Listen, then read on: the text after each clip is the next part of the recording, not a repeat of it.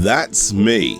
And that's Tommy Tallarico, the Willy Wonka-obsessed cousin to rock legend Steven Tyler from Aerosmith. Someone who's been in the video game industry for over 30 years, someone who's worked on over 250 games, including such titles as Earthworm Jim, Metroid Prime, and even Roblox.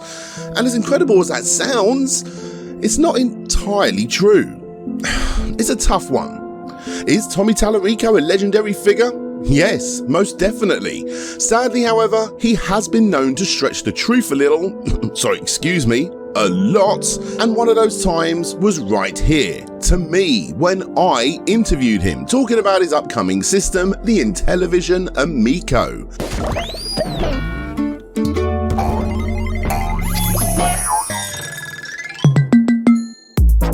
A system that I am still super intrigued by. Yes, it's underpowered, yes, the games look cheap to some, but it had Tommy Tallarico behind it, the rock god of the video game industry. The problem was, as stated, he does stretch the truth. So when he spoke to me in an attempt to promote this still to be released Intellivision Amico video game system that some people look at as a crowdfunded project, I said to him that I would make a video on it if it fails. I do get people ask me all the time, are you going to do a Kickscammer episode on the Amico? Are you going to do a Kickscammer episode on the Amico all the time? I hope not. Well, sorry Tommy, but that's what I'm going to be doing today. If the console comes out and it's broken and all of those lies are actually they were lies, and it was, then yes. Tear me apart. One day we up. The last almost 5 years has been painful for fans of Tommy Tallarico and Intellivision. The list of things that have gone wrong during this time is endless, but before we get into all of that, we need to go back to the beginning and explain exactly what Intellivision is, and more importantly, who Tommy Tallarico is. Ladies and gentlemen, this is the Amico Scandal. Welcome to Slope's Game Room.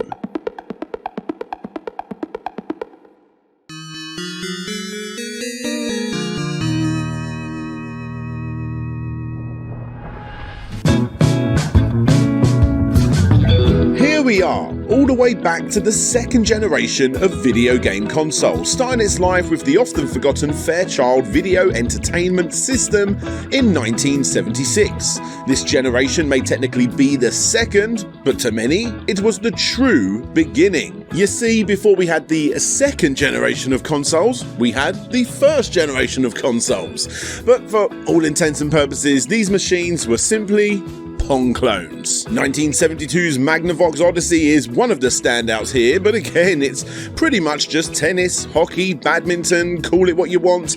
It's Pong, with very few bells and whistles attached. So yeah, when you think of the awesomeness that was the Super Nintendo to the N64 being mind-blowing, just imagine going from Pong to Star Wars, or Pac-Man, or Yar's Revenge, or Pitfall.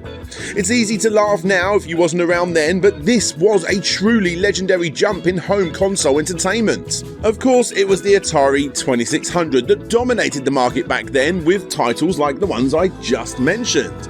And it seems like they did this with ease. 30 million units got shifted, making them the true winner of this generation, but in second place, you had Intellivision at 3 million. Yeah, 10%.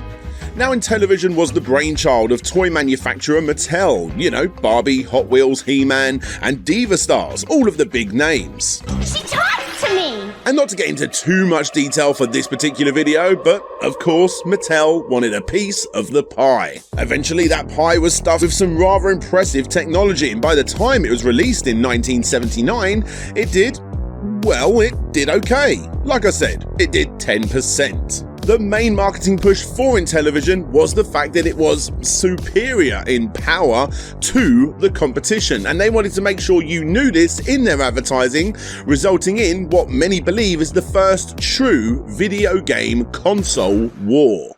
I compared Atari baseball with Intellivision and found Intellivision played much more like real baseball. Then I compared Atari football with Intellivision. Again, Intellivision played more like the real game. In my opinion, if you try them both, there's only one conclusion you can come to. Intellivision from Mattel Electronics. Atari may have the sales numbers and therefore could get the licenses such as Space Invaders, but for Intellivision, well, they had to get creative, getting their lawyers involved and making rip-offs that many believe are better than the competition. Fair play. But then you have the controllers. Depending on who you speak to, this thing is looked at as incredible or terrible, with the majority of the world leaning towards the latter. Instead of a directional pad or a control stick, you have a disc, and then on top of that, you also needed the overlay that would come with the game to slide over the numbered buttons to make each game unique. It was a weird way of doing things, but it did have a success to a degree, with several systems copying the overall idea of the controller before the D-pad became the norm, and that was the end of that. For now. So yeah, in short, there's no denying who the overall winner was for this generation. But like the third generation that came in after, in the US, Nintendo absolutely dominated their competition with 34 million units, compared to Sega's pitiful 2 million. But still, people love the underdog, and I, for one, definitely leaned towards Sega. Intellivision was often touted as the big boys machine, or at least that's how they marketed it back then, and going by the brainwashing Sega did back in the 90s, if I was around back then, I probably would have been suckered in too. If I could afford one, that is. Just like Tommy Tallarico, a hardcore Intellivision fanboy that constantly in the almost 100 interviews I've had to sit through, brings up these simpler times playing baseball on his Intellivision with his dad and B-17 Bomber with other friends and family too. Now, of course, as time moved on, Tommy got older, because that's how time works. And even though Intellivision was his baby, he would then go off to explore plenty of other computers and consoles throughout the years, as well as continuing to evolve in the music scene, which was another keen interest of his. Eventually, the story becomes very once upon a time, the sort of thing that would come out of a movie studio as opposed to any real-world experience. But it is what it is. This is how he tells it in the hundreds of interviews that ask about his history, and again, I've had to sit through for this video. And that story goes a little like this. As a 21-year-old young man, Tommy decided that he wants to make it on his own, just like his Italian grandparents did generations before him when they came to America.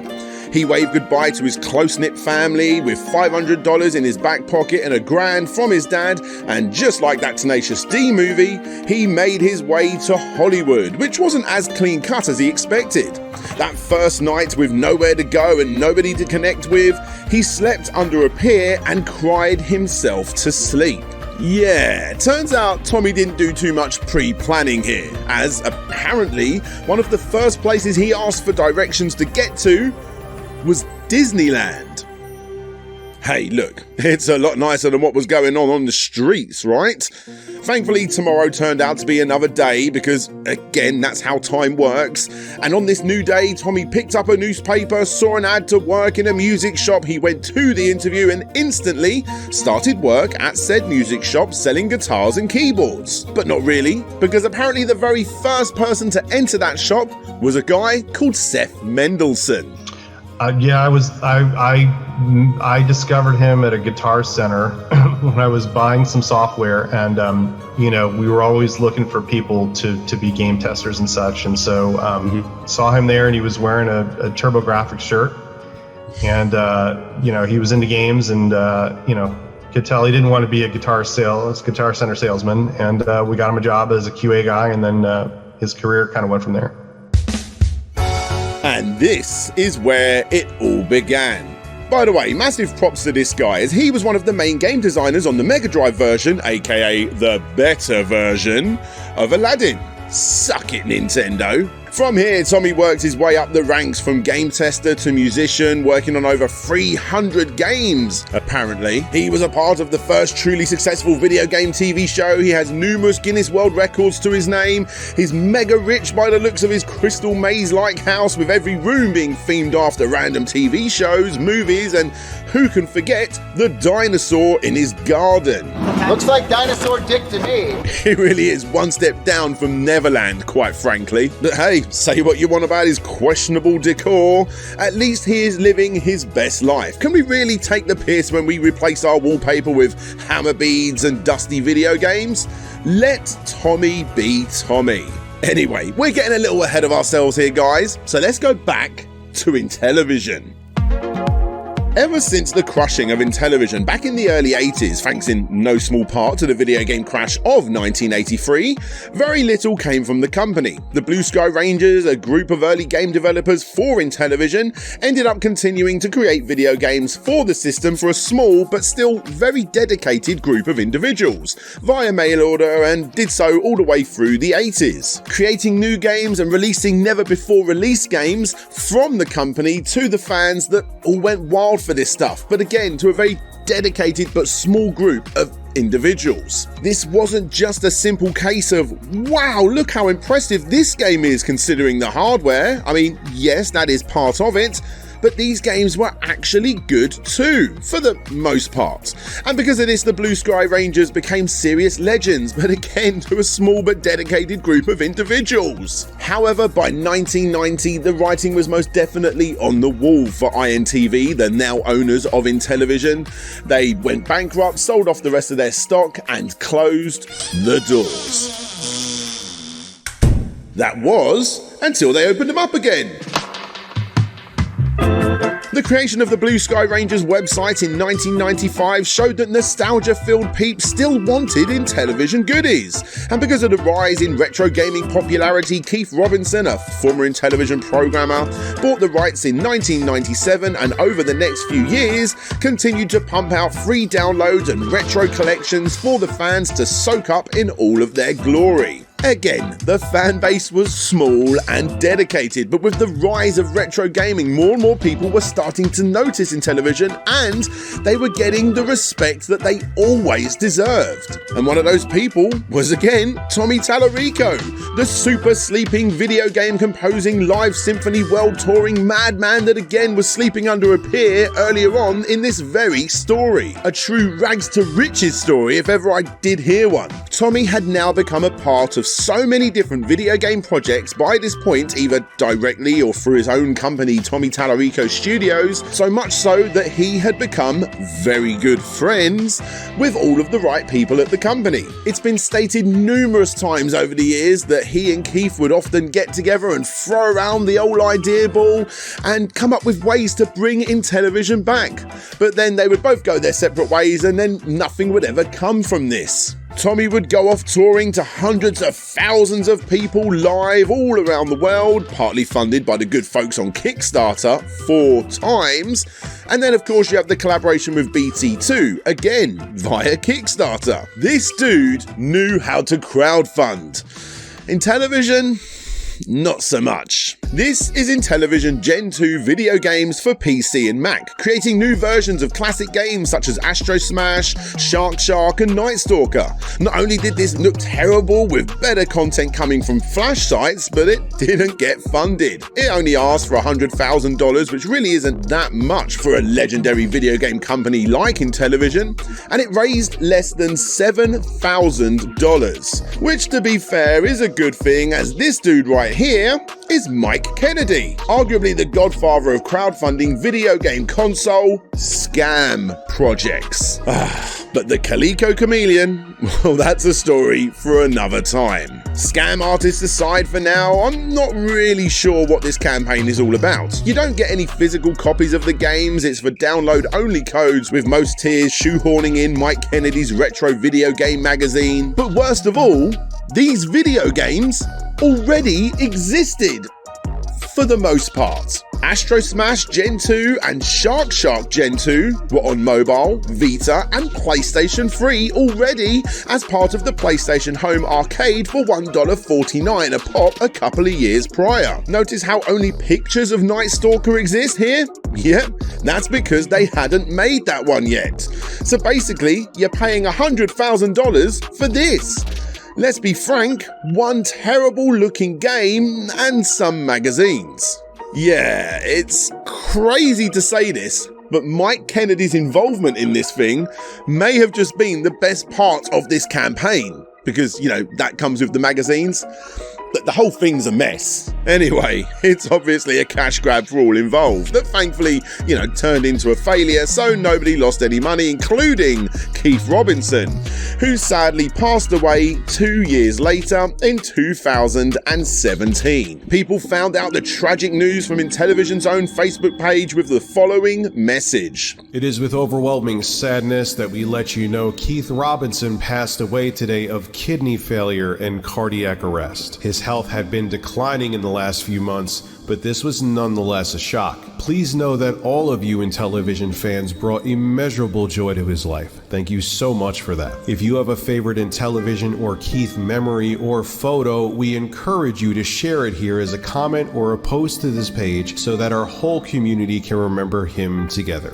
#Intellivision lives. And that's exactly what people did. From seeing him at trade shows to old school friends talking about his mischievous antics at school, it was a sad time for retro gamers all around the world, and to many, this is the end of the story for Intellivision. But sadly, that is definitely not the case. Because at Keith's funeral, life celebration as Tommy puts it, which took place between the end of June and the beginning of July 2017, he was feeling regret. Regret for never finding the time to work with Keith on that console idea that Tommy had pitched. Thankfully, he was in a room full of Intellivision employees, and therefore he decided to pitch it again, right here at his funeral. Life celebration. I actually, I reached out to the other people who were the shareholders, which again were all people who worked at Intellivision since the early '80s and after. And I said, what's going to happen to the company now? And they're like, gosh, Keith was the heart and soul, and I know he was talking to you and he wanted to bring you in. I said, look, I have a vision. I want to invite you all over my house to present you with my vision. And I basically laid out my vision for basically what the machine has come, and they all loved it. He also talked about this in greater detail over on Atari Age 2. I was very good friends with Keith Robinson, and he approached me about 5 years ago asking if I would be interested in helping with Intellivision, being some kind of partner, etc. I said yes immediately, and told him I actually have a vision about what a new video game console would be, bringing families back together, simple, affordable games, etc. My idea mainly sparked from the fact that I can no longer play games with my mom and dad. Me and my dad would play all the time, but now we couldn't. I can't wait for the day that we can play together again.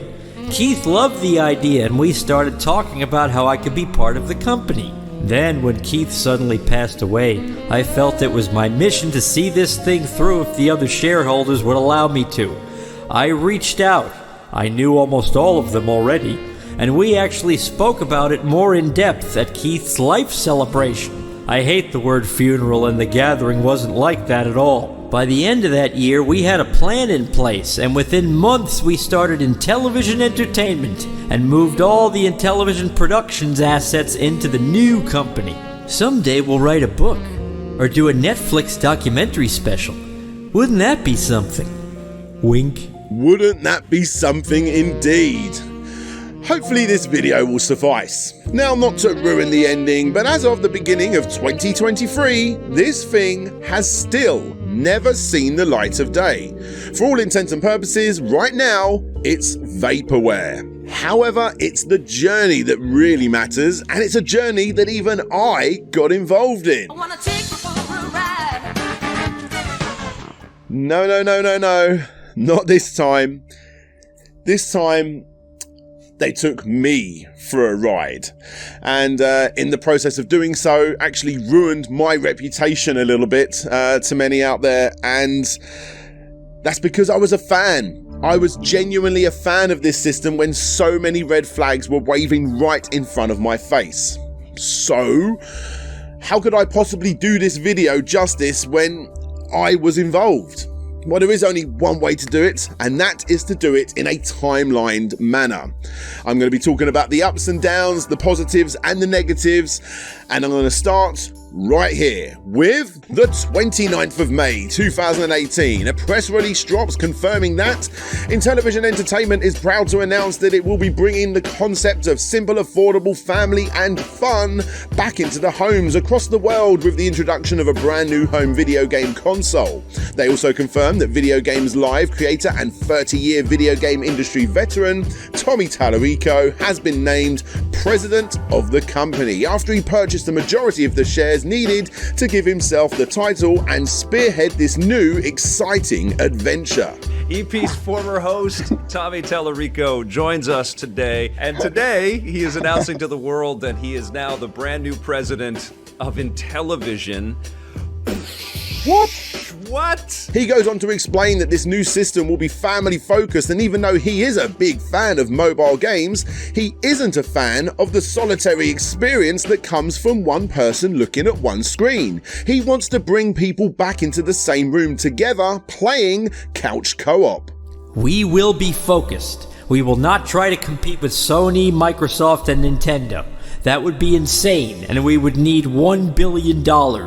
Original Intellivision team members will also play important roles in the creation, development, software, and design of the new platform. Steve Roney, Bill Fisher, and David Warhol, who have all worked at Intellivision since the early years, were going to be part of the project. I'm only right for Rosenthal. Will lead the licensing division and is the vice president of product development. We won't run Netflix. We are not trying to do 3D. But it will have 10 games at launch, which we can only assume are new games, because in a now deleted Facebook Live Q&A, the system would also come bundled with 60 to 80 retro Intellivision games, and out of those 10 new games, at least 7 will also come bundled with the system. That was then doubly confirmed in Tommy's first major interview after the news broke with old TV show pal Victor Lucas. Then the system's going to come with at least 7 brand new updated games.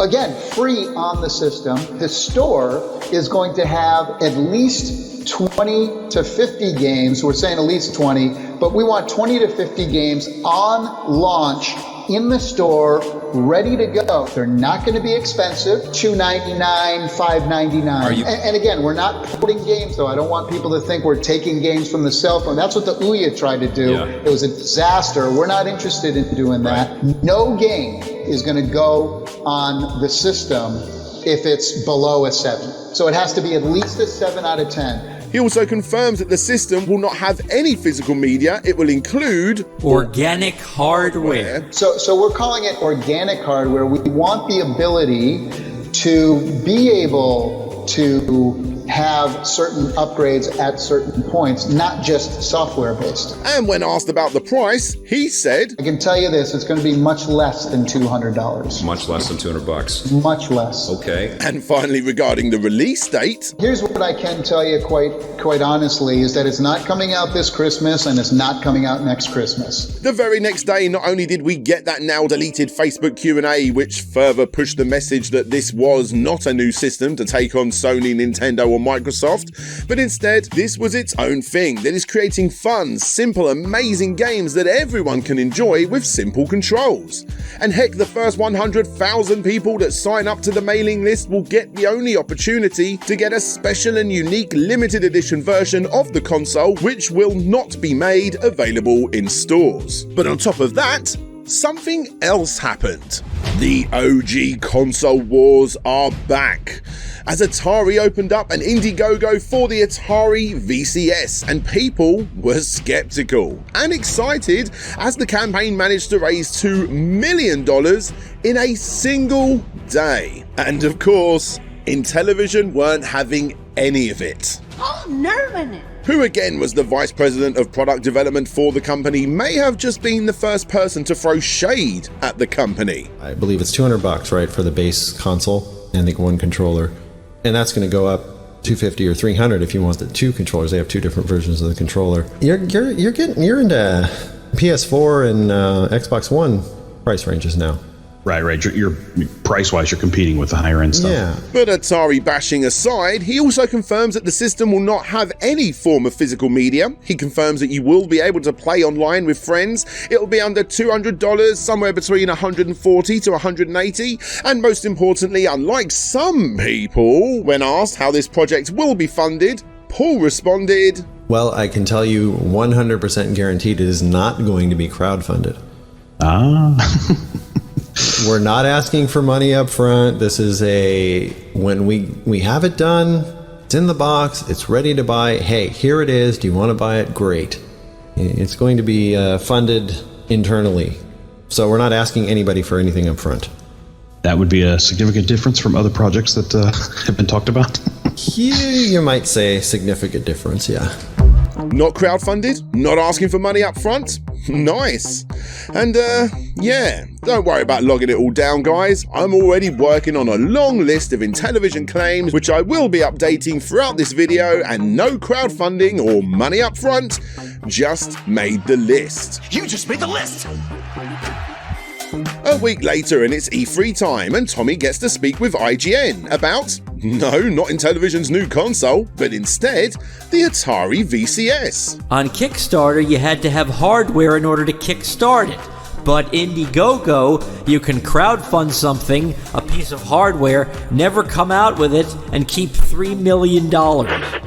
I mean, he's not wrong regarding the differences between the two crowdfunding websites, but still, calm down, Tommy. He then goes on to say that he thinks the system will fail and compares the situation to that of the Coleco Chameleon. You know, that system we mentioned earlier, headed by Mike Kennedy. Let's hope that comment never comes back to bite him in the arse. Atari then politely responded with the following. We wish Intellivision and their fans well, and prefer to talk about how great the Atari VCS is going to be. Later that month, we get to hear from Pat and Ian, a couple of retro gaming enthusiasts that run the popular CU podcast. Overall, they speak quite highly of Tommy himself, but they do have their concerns with the new system, as Intellivision most definitely doesn't have the brand name power that Atari does. Regardless, Intellivision got some nice coverage here. Very nice guy. I've met him multiple times. You can't pretend like Nintendo exists and then try to make a new Nintendo like it's going to happen. Nintendo, like you said, is the Disney of video games, and it's admirable that he wants to do this. Sony doesn't really focus on family games. No. Microsoft doesn't focus on family games. This Atari box is not focusing on family. It's focusing on 40-year-olds. It's sort of like, okay, we know the Intellivision Running Man. I see some people wearing t-shirts of that, and that's where a lot of people's knowledge of Intellivision starts and ends. Stops, sure. So I guess we'll have to come back in a year or so when they have this ready to go.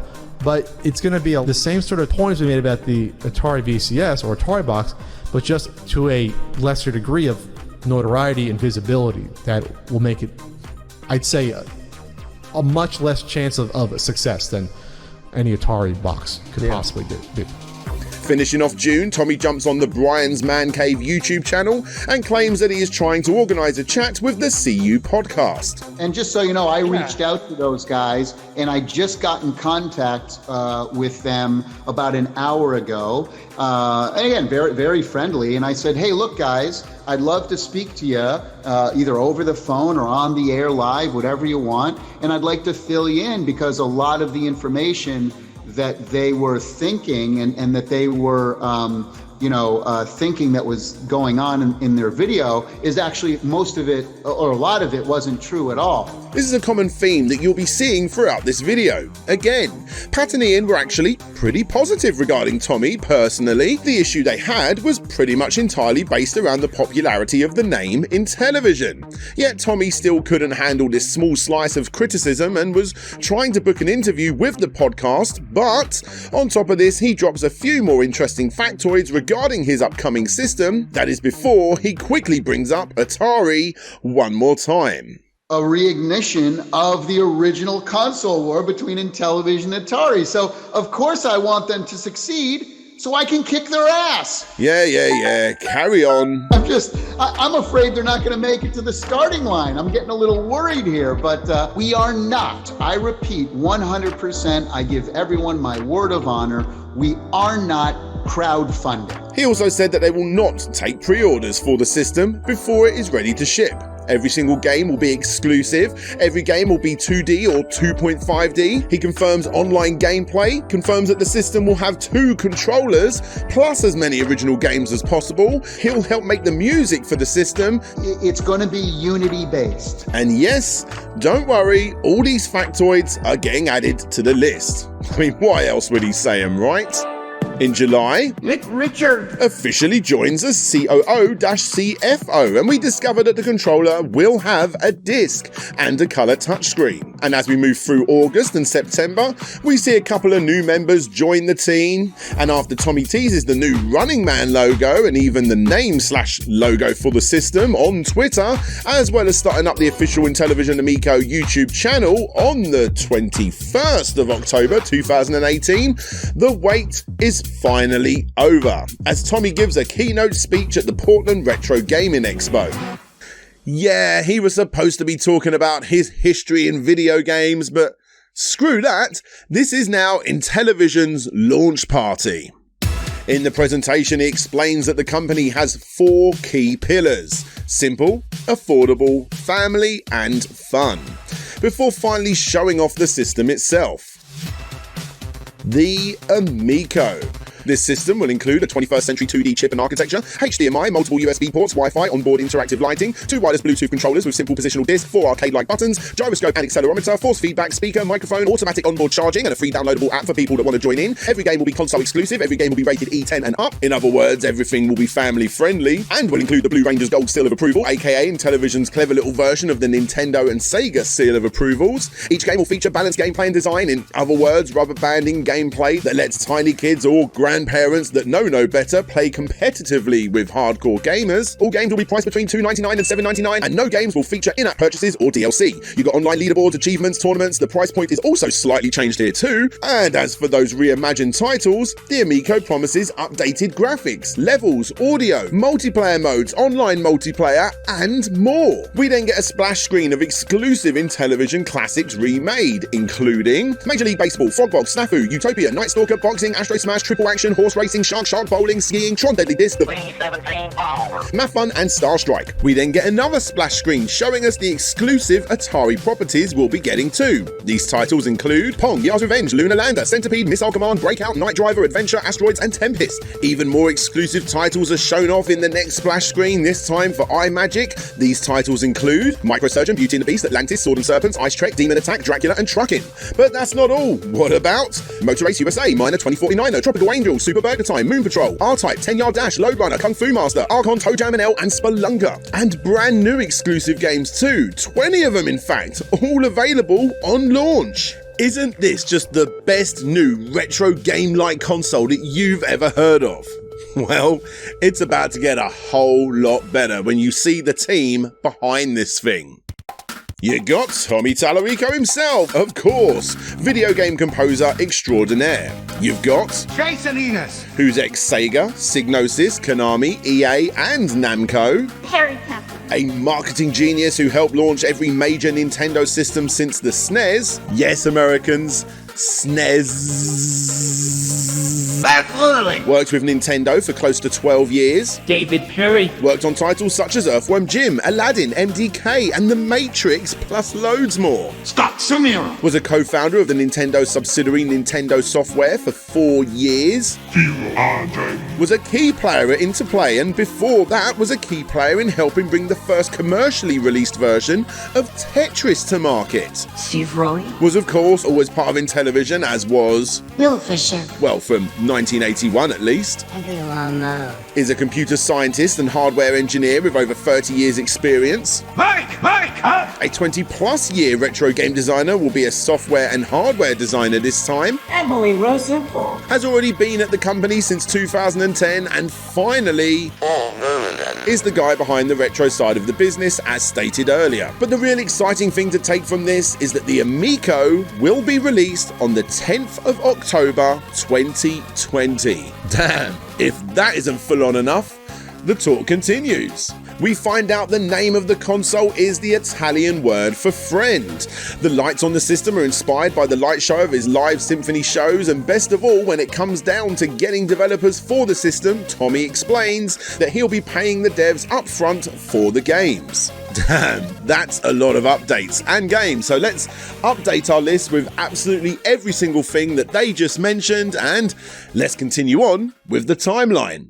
Off the back of this mic drop moment for Tommy & Co, the unofficial fan-created subreddit simply called Amico is created, and as you would expect, the internet became awash of people giving their opinions on the system, including YouTuber Smash JT with his video Why the Intellivision Amico Will Fail Miserably. Who is the target audience for the device or game you're trying to sell? I'm having a lot of trouble trying to figure out who that is. Of course, with this being a critical take, you can be damn sure Tommy would be reaching out to set the record straight soon enough, and a follow-up video was created explaining the few little bits that he did get wrong, but still ultimately coming to the same conclusion, not knowing who this system is actually for. Everything else in my last video I still stand by. As far as my concerns for who it's this for, which was my major point of the previous video, that all still stands. I still don't know who this is for. And Tommy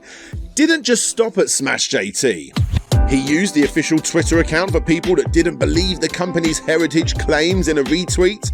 Another YouTuber that was confused with who the system was aimed at was the Secondary Re-Res channel as part of their old Hot Take podcast-like show, and as you would expect, the very next episode was an interview with Tommy. In said interview, he confirmed a lot of what we've heard already, but also explained that due to the architecture of the Amico, it will be easier to create 2D games for said system compared to the PlayStation 4 and PlayStation 5. It will be easier for developers to create 2D games on the Amico than it is to create 2D games on, say, a PlayStation 4 or a PlayStation 5. In fact, all Amico games will be at the same level as Cuphead. Think of like the Cupheads, for example. That's every game we want to be on the level of like a Cuphead. Bold claim, mate. Besides this, he confirmed that he will be doing the boot up sound. Oh, hell yes. He hints that physical media will be a thing, pointing out the SD card slot on the back of the system. There's going to be physical media as well. You'll see in the back of the device, you'll see that SD card slot, right? And besides constantly telling us multiple times that the system will not be crowdfunded, he did say the following. Do you really feel the Amico has the ability to break through that market and really attract people that have been gone from gaming for so long? I'm banking my career on it. Never has a truer word been said by Tommy Tallarico. That I'm pretty sure everybody can agree. Tommy confirms on Twitter that the system will have ports, but no port will be direct and every port will be 100% exclusive. The Intellivision Entertainment LLC is officially formed, and just to doubly confirm that Tommy cannot take criticism, he decides to create a roasting video on the official Intellivision Amico YouTube channel. I look forward to buying this thing for under $80 in 12 to 6 months. LOL. Someone got paid to bullshit this idea into existence. We must all strive to be that guy. Hey, that guy's me. Tommy then publicly asks RGT85 for an interview after he isn't 100% on board with the idea for the system, but overall speaks quite highly to many of the points made, before publicly calling out Sony for patenting a touchscreen for the PlayStation 5, which according to his sources are copying the Amico. And don't worry, just before you think to yourself that he probably will regret saying that. Isn't it interesting that a couple of weeks ago, we released our trailer and it showed our touchscreen on the controller. On Friday, Sony filed a patent to put a touchscreen on one of their controllers. as a potential for a PlayStation 5. I can tell you that they reacted to our trailer. Looks like medical device, looks like a foot massager, looks like a dehumidifier, right? I think I heard the foot massager one, yeah. Okay, well, here's the thing. Guess what? I got news for you. The people who are buying our machine buy a lot of foot massagers. They buy a lot of dehumidifiers. So maybe, just maybe, we did that on purpose. Honestly, you've earned my pre-order for sure. And finally, as we make our way to the end of 2018, John Alvarado joins the company, and Tommy himself even shows off another prototype for the system. But best of all for us retro gaming fans, we get to see an unreleased Intellivision game from back in the day, based on Santa Claus. Anyway, enough of that. Let's move on to 2019. Where Tommy shows off an early version of the Amico controller app. Both and join the company, and the Amico starts to be seen before and during his video game live shows. However, the real big news came on February 23rd, 2019. Now, you may be thinking to yourself that this is a very odd way to release a console so far. Sure, the idea of a CEO of a company like this is to create positivity around your upcoming system, but to spend your time going onto absolutely minuscule, tiny YouTube channels, spending your time jumping on there, even if they say the one slightest negative thing about an upcoming system, it's a really weird way to spend your time, and I mean, it's just so odd. Regardless, it's about to get a whole lot more crazy up in here as popular retro gaming forum Atari Age gets itself a brand new thread, the Tommy Tallarico introduction and Q&A. If this is the first time you're hearing of this, you have no idea what you're about to witness over the next few years. A hell of a lot of it coming directly from this thread that he started so that he can talk to just a few people about his upcoming system. The Atari Age forums becomes the ground zero for Tommy, a place where he could constantly spill the beans on what he's doing behind closed doors, a place that allowed him to ramble on and on about things he shouldn't be talking about. And best of all, as stated, it was the perfect source for me over its thousands of pages to collect together the endless amounts of absurd claims that Tommy would spout. Like, for instance, confirming that the Amico has over $10 million of marketing budget, hinting that a billionaire investor is talking to them about a $100 million investment possibility, reconfirming that Sony copied the Amico, giving detailed figures on costs such as $3 million they have to design and UI software costing $10 million, and manufacturing costing hundreds of millions. Yes, hundreds of millions. I'm the CEO. I'm not guessing at the figure. Smiley face. For example, if a machine costs $100 to make and you need 1 million of them to sell, that's $100 million just for that first million units. I mean, that adds up, right? Let's just hope they get 1 million pre-orders. Look, let's not hate on Tommy too much. He's the CEO of this company. He obviously knows what he's talking about. He didn't buy this position. Oh, yes, he did actually. Not to be negative, but those numbers are way too high. No, they aren't. Just curious. What number do you think is too high? The units sold or the home console market percentage?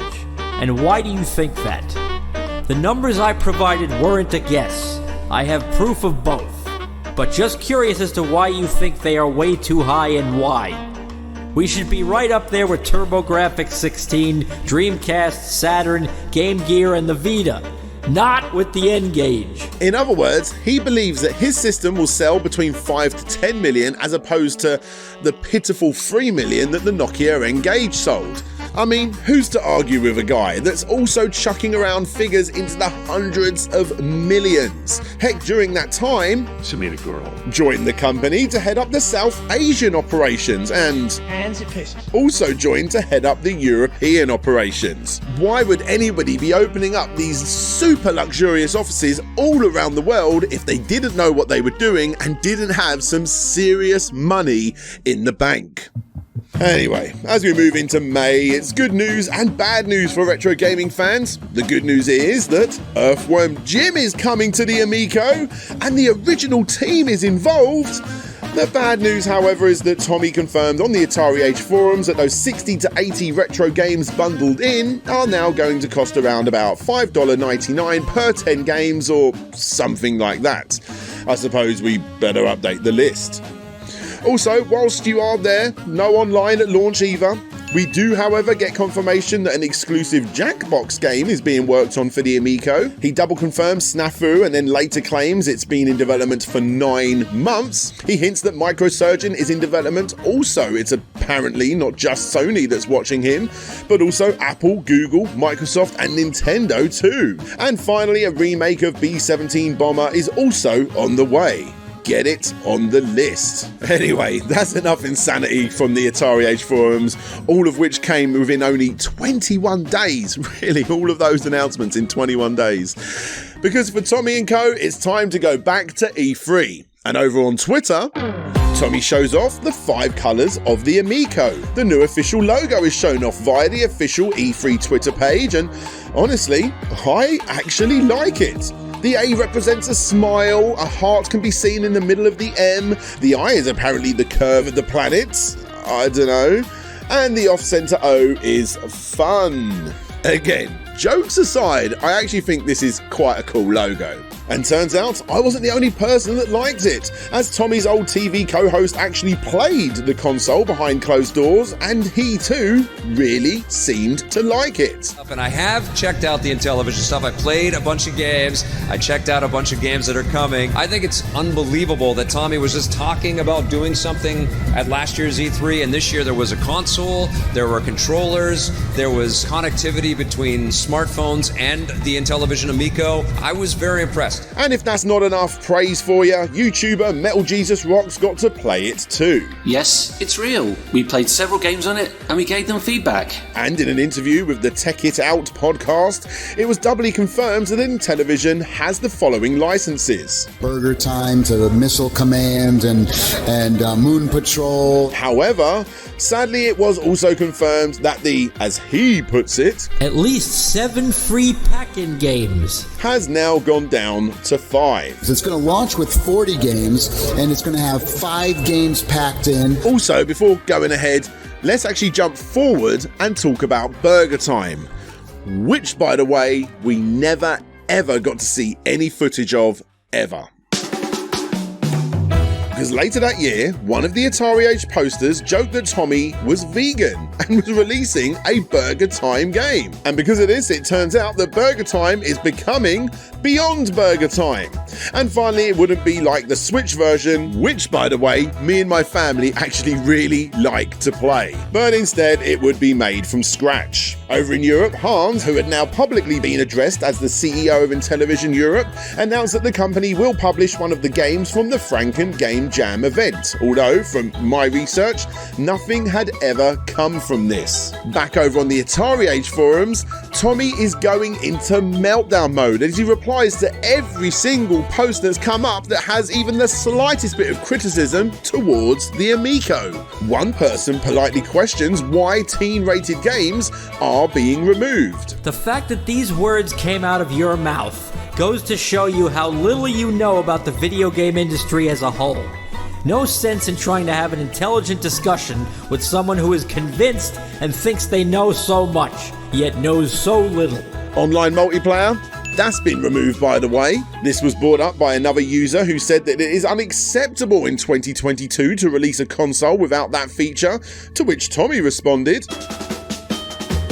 "Sorry, guy, but the only one who is out of touch is you. There is no getting through to someone as opinionated and narrow-minded as yourself." These are just a few of the kickoffs from Tommy when people criticize his console. And don't worry, I'm not going to be reading out every miserable moan.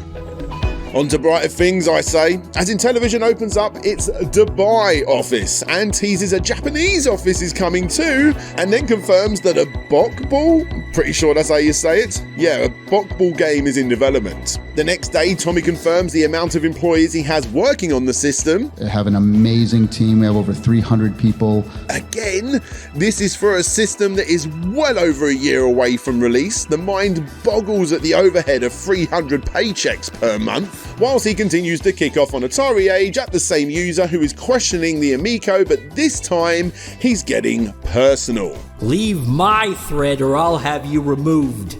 Staying at this point is just an act of cyberbullying, which I'm pretty sure is against forum rules. Leave or be removed. Up to you. That user would eventually be banned. But don't be all upset, because on the same day he confirms that Pac-Man Vs, Lock and Chase, Joust, Robotron, Defender and Gauntlet are all coming to the Amico. Now that's how you please the crowd. Go get them on the list. He also confirms that 4 of these games are currently being worked on. Of course, we know that Tron is one of them. Who knows what the other 3 are? Regardless, he later confirms that Epic's games are also on the way and that a new trailer will drop on the 19th of August, which doesn't happen. Whatever. The most important thing to come from this day is that Intellivision announced that they have just got themselves a grant for €450,000. So, what's going on here then? Well, basically, the FFF Bayern is a funding partner to the film and games industry, offering up grants, and in this case to the tune of €450,000 for several games to be worked on in Germany for this system. With 10 years of successful games promotion in Bavaria, we are setting new standards. We realized early on that games are more than just a pastime. With the support of the Digital Ministry, the FFF is now supporting 13 projects again. Approximately €880,000 flow into the development of high-quality and non-violent computer games from Bavaria. This is a clear commitment to the innovative games industry in the Free State. Now, anyone that's actually followed any gaming news over the years will instantly tell you how important censorship and all-around non-violent video games are to the German market. And because of this, Tommy was easily able to tickle their fancy, and basically, out of the 13 games and €880,000, Intellivision got $450,000 to work on Pong, Moon Patrol, Shark and Skiing, and as you will soon discover, a fair bit more too. Hate on Intellivision and Tommy all you want, but this was such a wise, sly move for the company. Now, Intellivision doesn't have to pay for at least 4 games, some of which are the pack-in games. Heck, if the system never comes out, well, from what I've read online, it doesn't matter. The money still went to German developers, so everyone's happy for now. And I'm sure this was also why Tommy and Hans were so willing to publish a video game from that German Game Jam thing too, right? Duh. Plus, in a post made the following year on Atari Age, it seems they still had money left over to inject into other German-based game studios for even more games. If they are German-based, then that is great! We have government funds that we could dedicate immediately. I bet you do, Tommy, old pal. I bet you do. Sorry, did. I bet you did. Besides all of this, it's business as usual. As we enter August, we get a couple of new employees join the company. You can never have too many of those. You have more kicking off at people that disagree over on Atari Age. Tommy asks Twitter to find him a highly skilled and experienced firmware engineer and offers up a $2,500 reward to the person that finds them. That person's never found. He also confirms that the Jay-Z INTV emulator will be on the Amico system too. I know it's just an emulator, but hey, we can add it to the list, right? Sure, why not? Oh, and whilst you got the list open, it's time to add a whole lot more. Because today's the day the Amico fans get the Gamescom trailer. Yeah, this is the reason the trailer was delayed slightly. Gamescom. It's the usual spiel explaining how controls are getting confusing, people don't play in the same room as one another, blah blah blah. But most importantly, we do get to see the system itself. It's real. It exists. Here it is. And it's coming out on 10/10/2020. And as for the games themselves, we get lots of quick glances at Moon Patrol, Biplanes, Night Stalker, a Running Man game, Missile Command, Asteroids, Sideswipers, Armor Battle aka Battle Tanks, Astro Smash, Shark, Breakout, a Clown Cannon game thing, Backtalk, Snafu, Cats with Swords, Auto Racing, and this, a game that would eventually be known as Dolphin Quest, a video game being worked on by the original Echo the Dolphin creator, Ed Annunziata. Now, obviously, you are not going to be surprised to hear that a fair few of these games we never got to see again. That Running Man game thing, yep, never got to see that again. The Clown Cannon thing, never got to see that again. And just to make things easier for you, yes, I have gone forward in time here a little bit and actually found out the names of these games, and yeah, we're getting them added to the list. We also got confirmation that every game is running in 60 frames per second. Tommy hints at a Berserk remake, a co-op Miss Pac-Man game, and finally confirms that the system can run at 4K. However, the games will not be made in 4K to save on space. Then, right at the end of August, Tommy makes one of his biggest mistakes to date. Remember, Pat and Ian from the CU podcast had their concerns, but overall, they seem to still talk quite positively of both Tommy and the Amico itself. I don't think there's anything wrong with making a console that appeals to family. I don't think there's anything wrong about making a console that wants to be multiplayer focused. I don't think there's anything wrong about it having its exclusives or having the games cheap or anything like that. I just don't see the market for it. I really don't want to be right on this one, but I have to go with my gut when it comes to this. That's the only thing. And that's what I'm going to end it at. Like I said, I wish them luck. I don't want it to fail, but if it fails, you know, there's going to be a lot of people out of money, and there's going to be a lot of people that bought this potentially that they're going to get their month or two of fun. They're going to get a handful of games that come with it. It's packed in with 5 games, 5 of these remakes, and then at that point, what do you have left? Well, off the back of this, Tommy went on a rant on Atari Age claiming that the duo were not fair due to getting specific information such as the price wrong, and therefore they didn't know what they were talking about. They were not fair, and yes, they were unreasonable because they once again gave out wrong information about the machine. Instead, they based their opinions on assumptions. Lazy! But what really makes them unreasonable is the fact that they refuse to speak with me on or off air so I can clear up the wrong information they have been giving out. They are unwilling to find out more information from the source in order to correct themselves. That is very unreasonable. They are not being fair.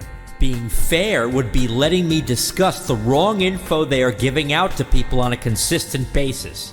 Bottom line is that deep down they are embarrassed and know I'm right, so their only defense is to tear me and the system down at this point, instead of just admitting they keep making mistakes. Let's put it another way. Ask yourself this question. If Reggie or Bowser, new Nintendo US Prez, or Miyamoto wanted to come on their show to clear up bad info they said about a Nintendo game or device, would they have them on? Of course they would. But they won't give me the same respect. Why? Because they are biased and can't grasp real retro gaming, because it happened before they were born. But instead of finding out more info, they just attack more. I think it's fair to say that Tommy wants to talk to Pat and Ian. Unfortunately for him, Pat and Ian don't want to talk to him. They would rather talk about the information that is publicly available rather than use their platform as a way to promote the system. And now, after this outburst plus several other tweets that Tommy's made, which unfortunately I can't find because the majority of them are deleted, this was never going to happen after Pat and Ian finally retaliated. It's really weird, and it's getting harder and harder for me to be impartial now in terms of me wanting this to be a success or fail the more I get attacked by Tommy Tallarico.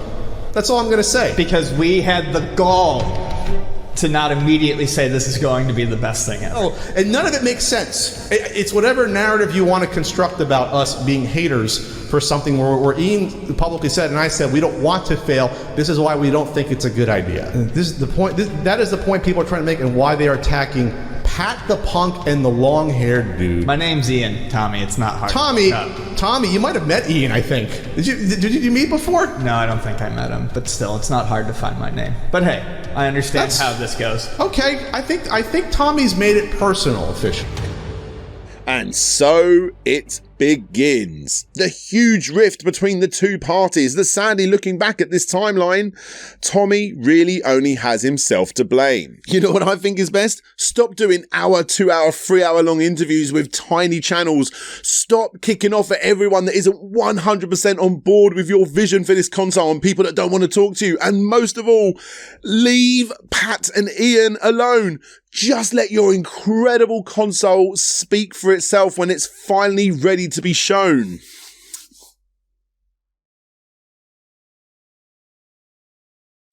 3 days later! Hey, I wanted to make a quick video response today to Pat and Ian over at the CU podcast. And yeah, I think there's been a huge misunderstanding. I listened to the way you read my Twitter, and it's like, well, that's not how I intended it at all. By the way, I don't think you're doing this on purpose, but I think what's happened now is that you're misleading your audience by giving them information on how you feel or how you think I feel. And I don't know, I just think that's a little unfair. The way you're portraying me and portraying my feelings about all of this stuff is not right at all. And so because you guys, won't talk to me, I thought I'd make this video. And I want this to come across as a friendly video. I'm not mad. I'm not, I'm disappointed. But whatever, I don't know you guys, and I just want to kind of go through some of the things, and so that you have a better understanding. You can hear it from me and have a better understanding of how I feel on this whole situation and what my issues were with some of the things you said. 2 days later, we get confirmation of a new Whitewater game, future IREM titles too after Moon Patrol. Several members of the team can be seen on the Jay Leno show driving around in a Burger Time themed car. He confirms that his good looks have been brought up in meetings with certain retailers helping get the console on store shelves. Okay. He states that his friends in Japan who helped promote the Xbox will help promote the Amico in Japan too. You do realise how unpopular the Xbox is in Japan, right? And finally, Tommy claims that he has access to $110 million of credit if needed. Nice. Anyway, you remember that YouTuber, Smash JT, that was very critical of this console? Well, he's just uploaded another video, although this time he's going at it with a slightly different viewpoint. Welcome to another episode of Smash JT. I spent the better part of my day yesterday with Tommy Tallarico, the head of Intellivision, making the Intellivision Amico. And while I've made a couple videos in the past, especially my first one, that heavily criticized the idea of the Amico, the necessity for it in the market, after I met with Tommy and he informed me about what this thing actually presents to the end user, I guess you could say I've been converted. Yep, Tommy did it again. And over the next few days, Smash JT would release several videos showcasing Tommy's Spider-Man collection, taking a drive in his Ferrari, and finally a look at his fairly incredible video game console collection. It's fair to say from here on out, for the next couple of years, Smash JT would change from being a criticizer of the system to one of Intellivision's most hardcore followers. And speaking of getting the Amico name out there, Tommy started teasing that he would be going on the Ellen DeGeneres show. And as great as this sounds, he never went on the Ellen DeGeneres show. But that still didn't stop him bringing it up. But still, if I have a slot on Ellen for the 12 Days of Christmas, or we have a slot on Jimmy Fallon or Conan, on a certain week. Oh, I would love to see you on Conan with Amico. Where he does that. Wouldn't that be something? Oh, that's great, Tommy. Wouldn't that be something? Yes, it would be something. But it's something you didn't do, Tommy. A couple of days later, Tommy teases a new game idea where users can create Amico games and sell them to other people in the game store and actually receive royalties, kind of like Xbox Live indie games. Another day, another podcast, this time with the Sci-Fi 3D YouTube channel, where he doubles down on the CU podcast rivalry. So the first thing I would say is, here's the deal. You misguided, you misled all those people and kind of created a beef when there was never a beef. And hold on, you guys said I attacked you. No, I didn't. You guys said that I can't take criticism about the machine. Yes, I can. They don't have to have me on their show or anything like that. I don't care.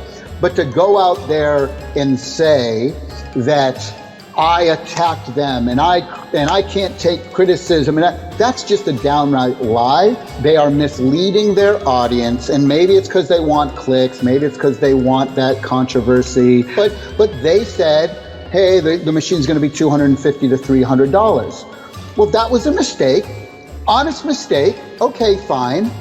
So I don't have the right to go on Twitter and say, hey guys, it's $300.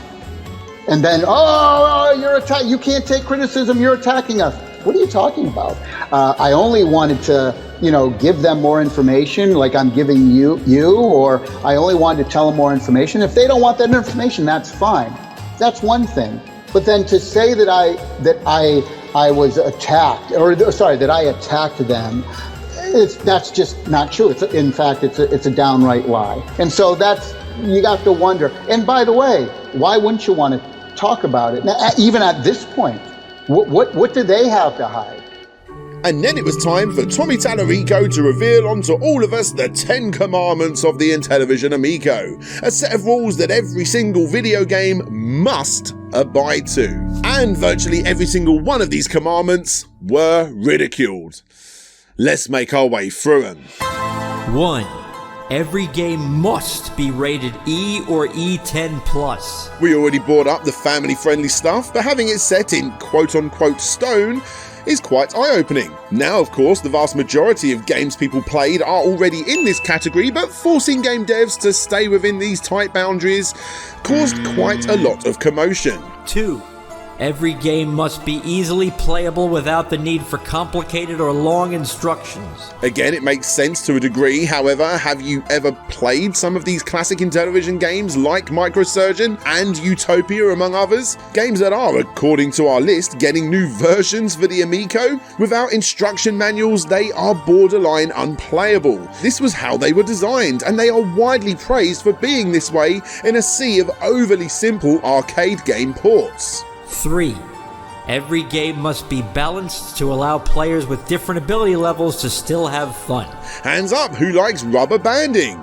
You know, how the last player in Mario Kart always gets the good items. Honestly, I like it. I have a daughter of 5, and giving her a helping hand means that she can join in too. The problem is, playing with 3 people my own age, these mechanics are not so great.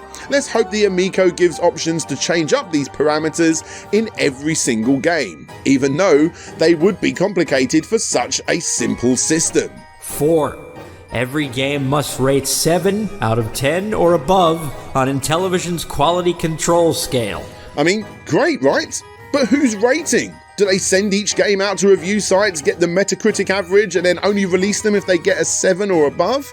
No, they decide themselves if a game is a 7. Let's hope that Cats and Swords is at least as good as Street Fighter 5. 5. Every game must cost less than $10. Of course, this is a good thing again, as the vast majority of the games I play, indie games, are within this price bracket, but still, outside of replayable arcade titles, it will surely decrease the amount of time being given to story-driven games. 6. Every game must support the official Intellivision controllers. Well, duh. 7. Every game must be 2D or 2.5D. 3D models okay, but no free-roaming 3D worlds. And again, I see what they are trying to do here, but it's still limiting the developers that might come up with unique ways to make games on the Amico. Every game must be an Intellivision exclusive. Even ports must be unique in some way. How deep does this go? Who knows at this point? We eventually find out that it means nothing more than adding a multiplayer mode, but at the same time, certain games which we will cover never look any different than their web browser or mobile phone counterparts. 9.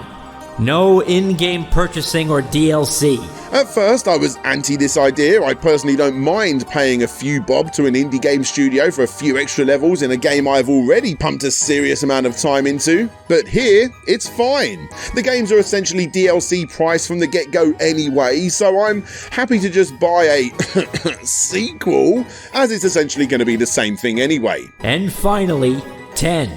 Every game must incorporate local multiplayer, couch co-op, or versus mode. Yeah, this one I'm not fond of. Look, multiplayer is great, but shoehorning multiplayer into single-player driven and story-driven games is absolutely pointless. It sometimes works, but more often than not, nah, not for me. What do you guys think? Out of these 10 commandments, what are the best and the worst? As the internet became awash of videos and articles trying to decipher the confusing commandments, Tommy started jumping on more and more podcasts and YouTube channels. He confirmed a few new games on the Level 857 podcast. Like Bump and Jump, Burger Time, Lock and Chase, and they're being worked on now. So I can tell you that we're talking to Sega. He confirmed that the company will be going into manufacturing in only 5 months. We go into manufacturing in March. Okay. So by June of next year, E3 of next year, we'll be doing a big press conference at E3 and unveiling every secret and everything and some of the stuff I've told you, some of the stuff I haven't told you. That'll all be revealed next June. But just so you know though, we go into manufacturing in March. Awesome. Yeah. We can also add Boulder Dash to the list. To celebrate exactly 1 year until launch day, the company uploads a video showing off the accuracy of the Amico controller disc and a brand new website where you can buy augmented reality and RFID shirts. According to Tommy himself, they end up selling over 500 of these bad boys within only a few days. He confirms that he is talking to Konami to get Tutankhamun reimagined for the Amico. He gets stopped as he boards a flight and it's revealed he has the Amico test units in his hand luggage. And then it's my understanding that on the 16th of October 2019, on the awesome Retro Asylum podcast, Tommy says for the first time, like a lot of hardcore gamers hate mobile games. I hate mobile games. Blah, blah, blah, blah. Why? Do you feel threatened that other people are getting enjoyment who aren't like you? Isn't that being, in a way, racist? Are you a gaming racist? we could go a long way with this. Right? Yeah. Gaming racist. A description for someone out there that doesn't see the positive in what others enjoy and then go out of their way to stop other people enjoying it. So, for instance, if I said I didn't like High Heat Baseball 2003 and then I went out of my way to stop other people enjoying it, according to Tommy, I would be a gaming racist.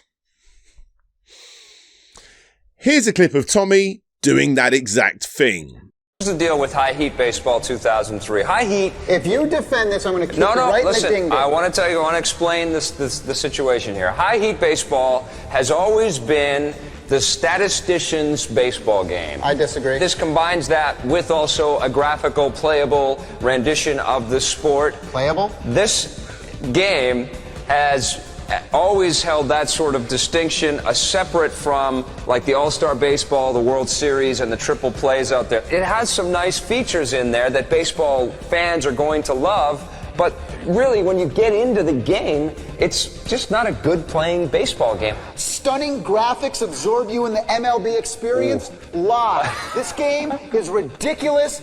Avoid at all costs. I like Trip Hawkins. I like 3DO. I hope they can do a better job. They obviously can't do a worse one. This game gets a 0. I'm going to give it a 4 out of 10. Way too high. On the positive side, we like the fact that they're... hold on. Stop right there. Yeah. No positive. That they have stats? I'm going to say... That's not a positive. I'm going to say that the stats are the most detailed you're going to find in an arcade baseball game. You can play this game online. Even though it doesn't work? Well, how can you say you can play it online, dude? The thing doesn't work. It does work. You can get on GameSpy Arcade and play other... Tommy does not like people like this. And if anyone goes out of their way to hate on the Amico in an attempt to make it fail, then they are in his eyes a gaming racist. You can also get religious racist, political racist, and music racist, according to Tommy, on that same podcast too. It's the same people like, I hate this religion or I hate that religion. Only my religion is the best religion. Well, then you're a racist to religion, aren't you? I mean, and of course, the biggest one being politics, and everybody's dividing themselves in politics and religion and even music.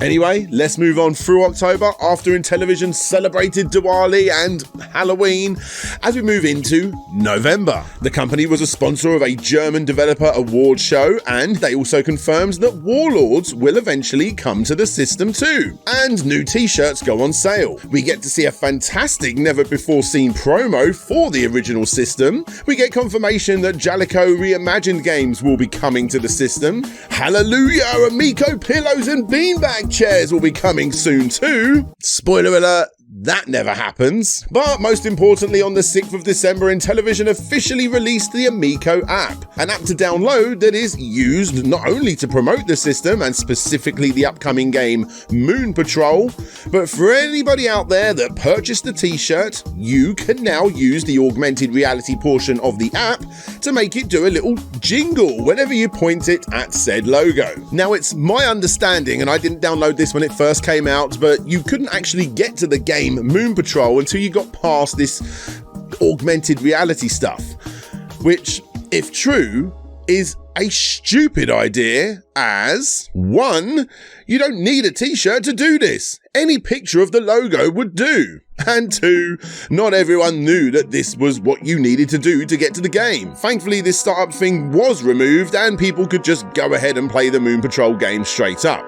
The game itself was pretty good, in all fairness. It was very much a give it 10 minutes and you can see everything it has to offer sort of deal, but still, it was just a demo that didn't need an Amico controller to work, I might add. Regardless, it was fine. A good first step if you ask me. Let's just hope that the final game has more to offer.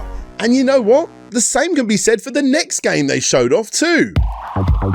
The 9th of December brings with it a deeper look into the world of Breakout, easily one of my most anticipated games for the system, being that I am a retro whore and that this game was made by the guy from Choice Provisions, who are well known for the Bit Trip series. This game, thankfully, would eventually make its way onto PC in the form of a demo. Again, like the game before it, it's really not that bad at all. The problem is, again, it's done and dusted in 10 minutes, still a nice look into what the future could have been, and was confirmed to be a launch title.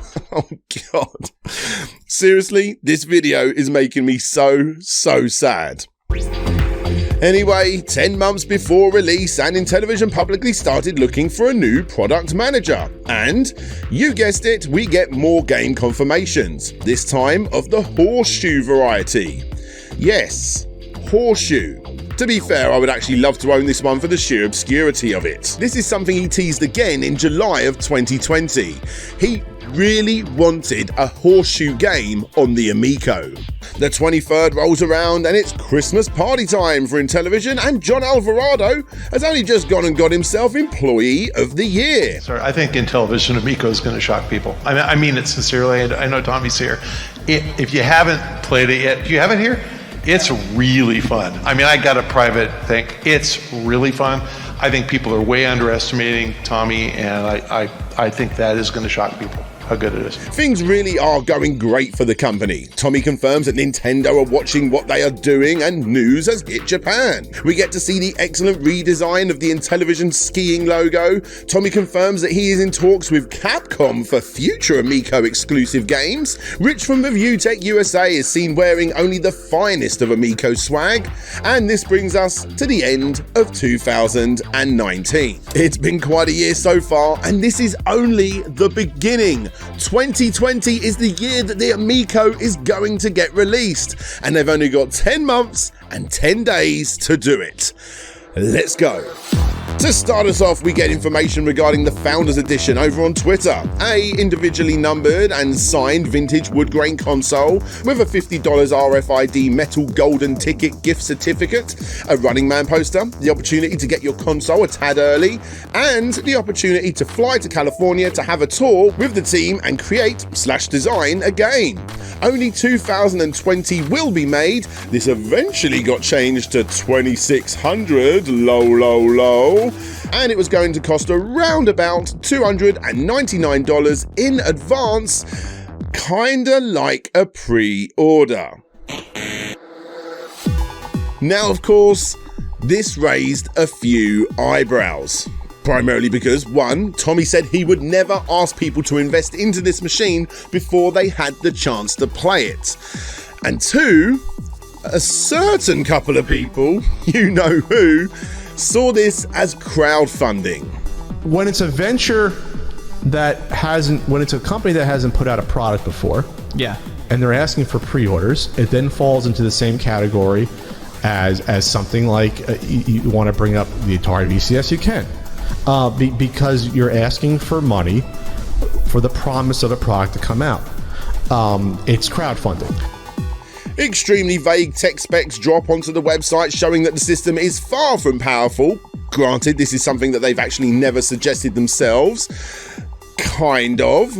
It will be easier for developers to create 2D games on the Amico than it is to create 2D games on, say, a PlayStation 4 or a PlayStation 5. Regardless, this system is still being talked about positively by pretty much every big YouTuber out there, as seen here in this awesome sizzle reel. You got John Riggs, Metal Jesus, John Hancock, RGT85, Mad Little Pixel, Tipster, and Rerez. I've spoken to all of these people and they are very trustworthy, among many others. Not only is this done to raise awareness, but of course, even though it's not crowdfunded, these sorts of things are done to obviously bring in more investors, which we will get to in a little bit. It's going to become the best-selling console of all time.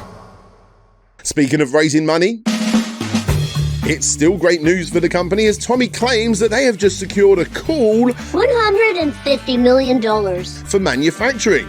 And even better, that $150 million isn't part of the $30 million they raised to get it to launch. Wow. $180 million. Ain't no way they messing this up. Also, let's add the remake of Thunder Castle to the list, and Royal Chase, and Las Vegas Poker, and Blackjack, and Golf, and Texas Hold'em, and finally a family-friendly Mutant League game. Wow, that's 7 new games, 6 of which are all teased, rumoured, or flat-out confirmed in a single day. Can you see why the Atari Age forums were just so goddamn popular?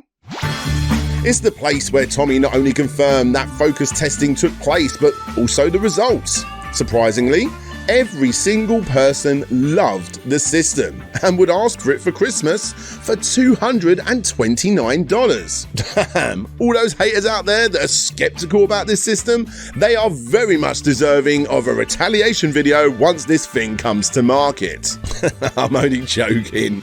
Only a psychopathic CEO of a multi-million dollar company would ever have all the Amico will fail videos in a folder and will enjoy making a video of all of the negative initial reactions?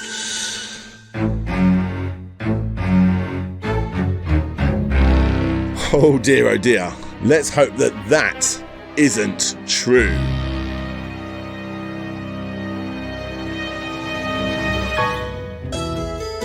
Oh well, another day, another chance to get the fanboys all excited, which is exactly what happened when Tommy showed off this lovely running gif of Earthworm Jim on Twitter. Another podcast, this time it's with Next Level Gaming, where he shows off the early printed case for the machine. So this is the system. Oh, there it is. Nice. See the light and stuff and the way it works. I'll show you around the back. No one's ever seen this before. Oh, that's awesome. He also confirms that the reason the system has now increased in value is because people will think it's not good enough at only $150. Remember that market research from a few days ago? The price increase is the result of that. That, and they changed the screen from a resistive touchscreen to a competitive touchscreen, among other things. And people were like, oh, it's $150. I guess it's not good then. Like that, it's like, no, it is good. We also get hints that the original Echo team are back again for that new spiritual successor to the franchise. I'm gonna go crazy here for a second. Let's go to Dreamland here for a second. Wouldn't it be amazing? What if Spencer Nielsen and Tommy Tallarico were to get together and do a soundtrack for a new Echo game? That's it, I'm done. Surprisingly, he also confirms that. Have you scrapped any games yet that weren't passing the quality level you expect from the developers? The answer is yes. At E3, we had 22 playable games. We came out of E3 holding on to 17 of them. So 5 of them didn't make the cut to keep going. Yeah. So we're dedicated to this. We're not joking around. Wow, fair play. He definitely isn't playing around. But then he also says that Qbert and other Sony properties are coming to the system too. Craziness is about to ensue. So there's a lot of different versions of Sony. There's Sony Computer Entertainment. They do this PlayStation. But then there's Sony Pictures, right? Like Sony Columbia Music. Sony Pictures does Wheel of Fortune, Jeopardy, Who Wants to Be a Millionaire. So Sony reached out to us and said, hey, we'd like to put Qbert on, let's figure out a way where we can put Qbert on the system. So we're talking to Sony right now about putting Qbert and some of their other properties on our system. Lemmings? No. Who owns Lemmings? Is that Sony Lemmings too? Yeah. Oh, okay, cool. I'm going to talk to him about that for sure. Multiplayer Lemmings, got to do it. Yes. It'll be interesting. Let's move on. Past the point when Spy vs. Spy is added to the list of upcoming games, past the point where he talked about opening an office in China. We have offices in Europe. We have an office in Dubai. We're looking at China right now. We might have a big announcement in a few weeks about opening an office in China, Intellivision China. Past the point where he teased Daystalker. Not sure if he typed this wrong or if it's a new kiddie version of Night Stalker. Regardless, let's get it on the list. To the point when we get to see more gameplay footage of the game itself, as in Night Stalker, not Daystalker. Again, it genuinely looks pretty damn good. A nice upgrade from the original game, as I'm sure you will all agree. Shame about the Android buttons in the trailer though at the end. Let's hope they don't appear in the final product. Back on the Atari Age forums, Tommy denies all claims that he asked Patanian to sign an NDA regarding the Amico. Oh, and by the way, we're going to go really far into the future for this bit, but when I eventually started speaking to Tommy, I gave him a little bit of business advice. I said to him, you should get people, me and others that you're talking to about the Amico, to sign an NDA. He actually thought it was a really good idea, but he never did it. We finally get to see what the lenticular poster is going to look like for those founder-backing pre-order fans, as well as the pin and the patch. But more importantly, on YouTube, old John Alvarado gives us a demonstration of dice being rolled on the controller and then being poured out onto the big screen. Now look, let me just say, this is pants. Why?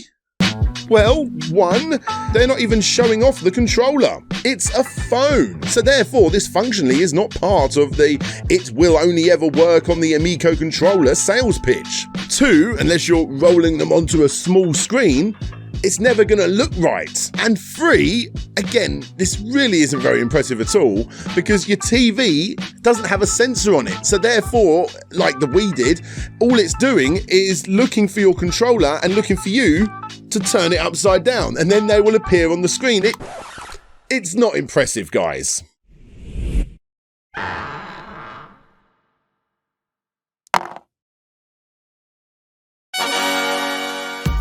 And also, spoiler alert, this has never been seen to be working on an Amico controller. And when you see the specs of those controllers, you'll question if it ever could.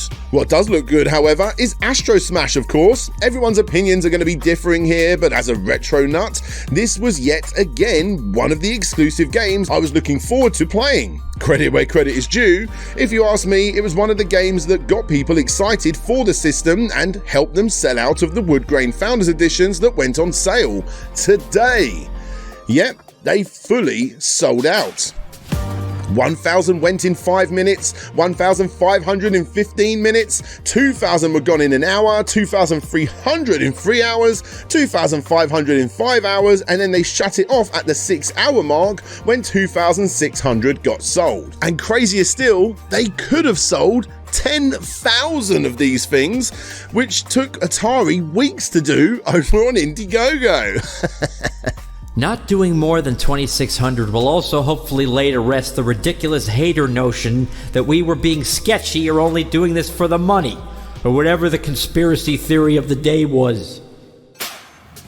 Time for another game to be added to the list. This time, it's Tropical Trouble Reimagined. And the same month that Larry Chen joins the company, that's the 25th person to join the company, by the way, and there are definitely a whole lot more. We have over 300 people. Tommy is kicking off over on Atari Age, as there's a brand new newcomer, Tony TGD. Tommy explains that parental controls on the Nintendo Switch are too complex for some parents, and therefore they don't put them in place, which is less than ideal as the Switch has more adult content than both Sony and Microsoft's offering.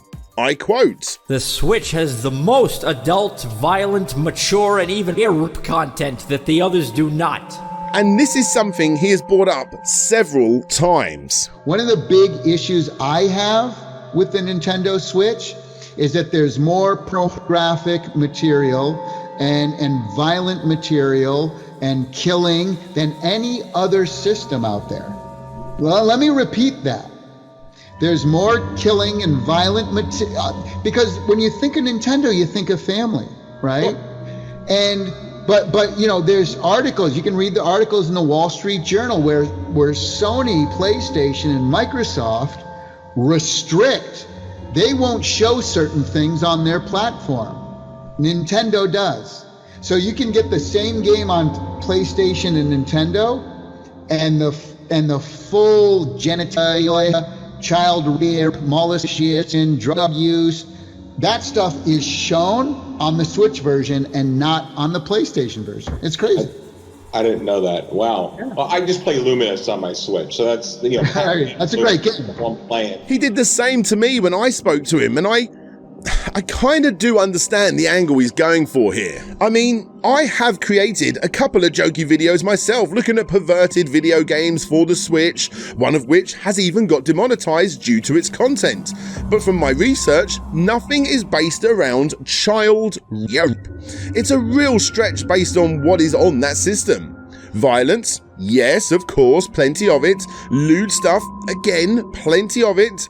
In the game Peach Ball, you need to bounce your pinball against the girl's almost naked body. In Dead or Alive, Extreme Beach Volleyball, you have a mode that allows you to take pictures of the girls. Panty Party comes with a pair of panties. Although, to be fair, the game itself couldn't be further away from Tommy's claims. It's just a third-person game where you control a flying pair of knickers. It really is no different than a kid's book that has the word pants on it or bums on it, simply because it's funny to say the word underpants. And the infamous Gal Gun series is a collection of games where you shoot the pheromone gun at your high school friends, which results in them collapsing in ecstasy. And these Well, these are the games that he's talking about. Well, this is the main game he's talking about, at least. This is the one game that Tommy Tallarico and the Amico cultists like to share about. Like I said, it's Galgun. And the awesome folks at P-Cube, when I told them I was making this video, sent me these boxes over. Let's take a look inside. So, we've obviously got the box. That's where the games that come separately. Very nice. We have the characters. Oh, no. That's way too risque for the Switch. Are you scared? Come on. Are you scared? This is so ridiculous. Okay. So this is the DIY tentacle kit. Look, hey, if you know, you know. Let's open this up. Pair of stockings. DJ Slope Game Studio. Right, yeah, enough of that. And you got this little, I can't pick anything up now. I genuinely can't pick anything up now. This is so hard to undo everything now. Okay, so this is the other set. And, oh my God, this is so hard to hold stuff. You got them? What did they call this? Oh, this is the birthday suit edition. This isn't going to fit me. I am not getting sponsored for this video. Oh no, I'm going to rip it. Oh no. There we go. There's a book. And yeah, I mean, I have looked in the book. The book is a little risque. It is censored. What else is in the birthday suit edition? You got some pins and a coin. Very nice. Back when I used to put soundtracks to games in my videos, this was a soundtrack that was pretty good. It's a pretty good soundtrack, I will say that. Postcards, and then another inlay for the game. Yeah, I can't pick anything up. There it is. Galgun's name. Yeah. Now, after doing a bit more research and speaking with publishers on the Switch, it may be surprising to you that Sony requires more censorship in recent years than Nintendo does in specific regions. That is a fact. Take Nekapura, for instance, a visual novel that is again more censored on Sony's platform than it is on Nintendo's, removing the jiggling physics and cutting out entire sections because of Sony's tighter grip on censorship. So, in short, yes, rude games do exist, and obviously violent games do exist for the Switch, but to go after the games that I'm talking about here and the games that Tommy is talking about here, you're not going to be able to go into any random shop and pick these up. You're not going to find these next to Mario Kart, Mario Party, stuff like that. You're going to have to go online and find them, and they're not easy to find because of their obscurity and their limited print run. And well, two, to go as far as to call these games, or sorry, scrub that, child games. Come on. And you know what my daughter's been playing on the Xbox recently? Peppa Pig. You can't get more child-friendly than bloody Peppa Pig, right? And no, I'm not going to be showing you gameplay footage because, I mean, come on. Who would do that? Back on the Atari Age forum, Tony TGD asked him to clarify either why he's lying about the competition or to give evidence of these child-wrecked games. Once again, you show your complete lack of professionalism and journalistic ability with the way you go about your business and word your questions. This is exactly the point I've been making to you. You are rude, unprofessional, obnoxious, and negative. Calling me a liar because you yourself don't do any research on Again, look, I do see what Tommy is trying to say. I have a kid and I have had to show the parental control app to other uneducated parents, as it's obviously not already on your phone when you take a Switch out of its box. And of course, as explained, the system does have lewd content. But the way Tommy's explaining it makes you think that this stuff is the norm, and way worse than it actually is, which it definitely isn't. Take Pornhub, for example. Does the existence of pornographic material online mean that I am never going to let my kids use the internet themselves? Of course not. I just got to keep an eye on what they can and can't view on the internet. His critics may be going in hard, but Tommy's responses are even harder. And this is just one of many examples of where Tommy's fan base, aka the Amico cult, end up fighting the corner for him, which of course in retaliation brings in more Amico haters. Both sides are getting stronger. Also, If you expect me to continue answering any questions, I want a public apology in this forum for calling me a liar. I want you to admit that you were wrong in your assessment and you were rude and unprofessional in branding me a liar because of your own misguidance. Until then, don't bother posting any more questions after this, as I will ignore them. You're a real piece of work. Tommy then continues to answer his questions, which I will not read out in full as this video is already long enough. All you gotta know is that Tony TGD would eventually be banned from the forum, but not before he truly gets under Tommy's skin. And then Tommy Tallarico, the CEO of Intellivision, retaliates in one of the most ridiculous ways. This is so ridiculous. Tony TGD doesn't believe that Intellivision has the MLB license, as Sony recently extended their contract and therefore in his eyes the dates just simply don't line up. And after questioning this, Tommy, to put it lightly, loses his shit. In a fit of rage, Tommy decides to bet the CEO of Intellivision position with Tony TGD. If he couldn't prove that they have the license, he will give that position to Tony TGD, the Amico hater. And if he can prove that Intellivision does have the license, Tony TGD is never allowed to talk about the Amico again. The CEO of Intellivision, ladies and gentlemen. So how did this all work out then? Well, supposedly because the contracts between MLB and Intellivision are of course confidential, Tommy rightfully couldn't just go around showing it to anyone. And therefore he just made a bet to prove something that he couldn't prove. Well, not until a public announcement at least. Sadly for him, Tommy claimed that because of COVID, the announcement was delayed, even though none of that mattered. All he needed to do was to prove he had the license in March when the bet was made, to win the bet, aka not lose his position as CEO and, I don't know, more importantly to him, get rid of his biggest hater. One day on a random live stream, Tony TGD appeared in the chat and asked for him to own up to his side of the bet. And Tommy does that exact thing by sharing the confidential contract with the hosts of the podcast. Guys, can you look in your Twitter feed right now and read me the date on the top of the Major League Baseball contract, please? Go check. I just sent it to you on Twitter. Okay. Because I'm not going to send him our Major League Baseball contract. That's, February 1st. February 1st. 2020. The effective date.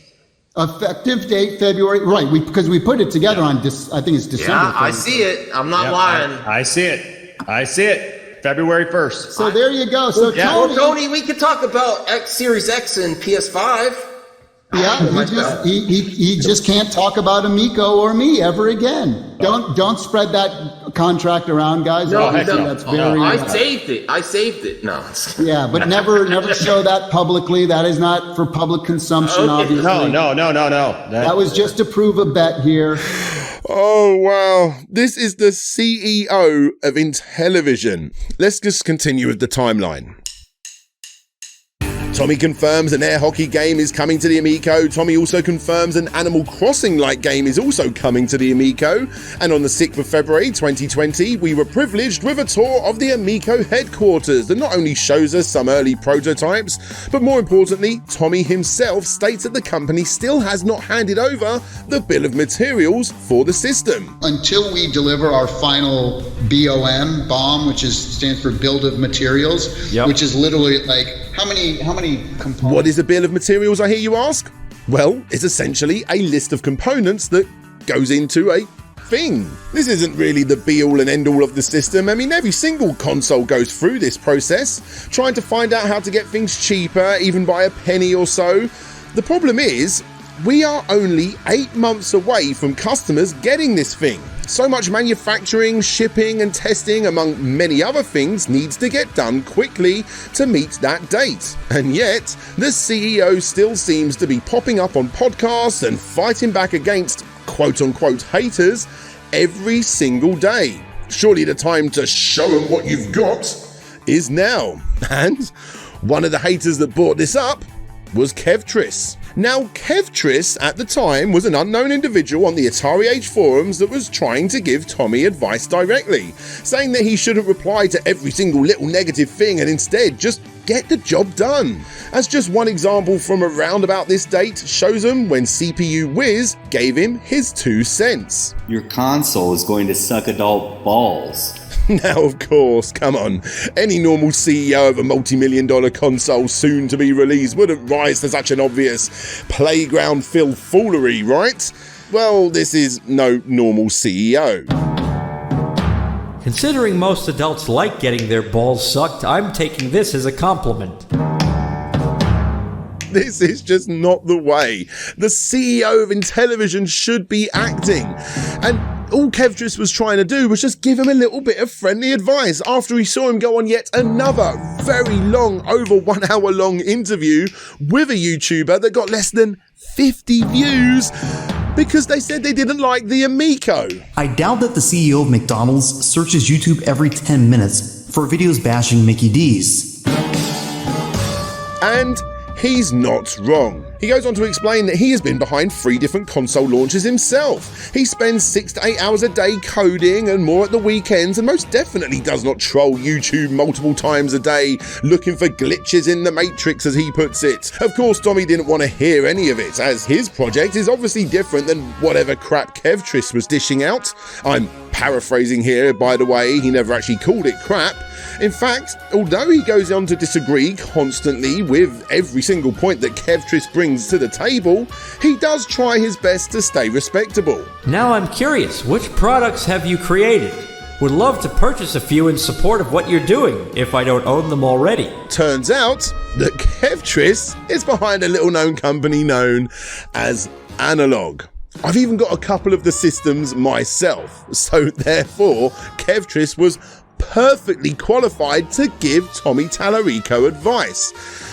But still, Tommy didn't want to hear it, but he, did stay respectful. It's amazing that you were pretty much a one-man show, but I hope you can appreciate and understand the vast differences of what we are doing.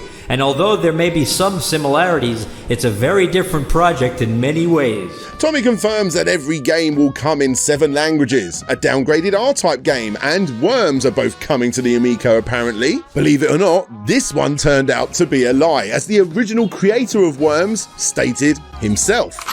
I created Worms, so no, you didn't, Tommy. According to Tommy himself, the company is now in the completion phase, just waiting on the bits from China with only 2 months left to go for testing. He then confirms yet another game, Space Spartans, and just when you think he says yes to everything, unfortunately EA have the rights to everything Baby Yoda, and therefore no Amico Mando game is available right now. He does, however, have the right to Cosmic Art. He teases a Harmonix game. Okay, this one's confusing. Someone asked if the Amico will have superhero games like Spider-Man and Batman, and he responds, yes, but not on launch. Okay, so I guess we are now getting Spider-Man and Batman games now too? And if that's still not enough, Intellivision put out a sizzle reel of games and also go on record to say that the VIP pre-orders will be going live on March 31st. Yes, more pre-orders. And taking a quick look at the gameplay found in this trailer, we have that Echo-inspired game Dolphin Quest, which by the way is a failed Kickstarter known as Big Blue, or more than likely the prequel Little Blue, which according to the Echo the Dolphin wiki was to be a free game. Regardless, that was, a long time ago, and this new version looks like it's now coming to the Switch anyway. The auto race game, you will notice, has a wobbly camera because it's an unfinished VR game, and this part of the trailer is ripped directly from the company that made it, meaning that it's 100% not being played on an Amico. Nor is Evel Knievel. Yes, supposedly this was one of the games that was played by the likes of John Riggs and Metal Jesus, but what is seen here, in this trailer again, is 100% not running on an Amico system. Want proof?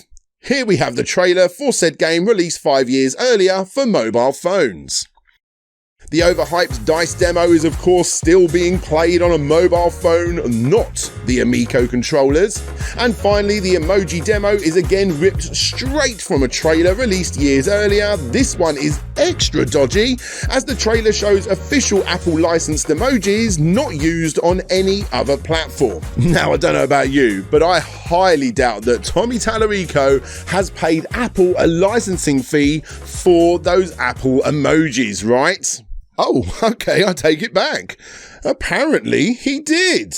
Yes, emojis are absolutely copyrighted, unless of course you make your own or pay a license, like we did. What do you reckon? Did Apple authorize the use of their exclusive emojis for this upcoming system, the Amico? Believe what you want to believe, this trailer brings us loads more games that we need to add to the list. You got Safecracker, Pool, Cornhole, Colossal Crash, Dino Blaster, Backtalk Party, Evil Knievel, Fargle, Emoji Charades, and Cloudy Mountain. The very next day, Tommy confirms that a bingo game is on the way. Catan is also confirmed a few days later, and then he gets his first big positive break within the world of YouTube influencers with Rich from Review Tech USA.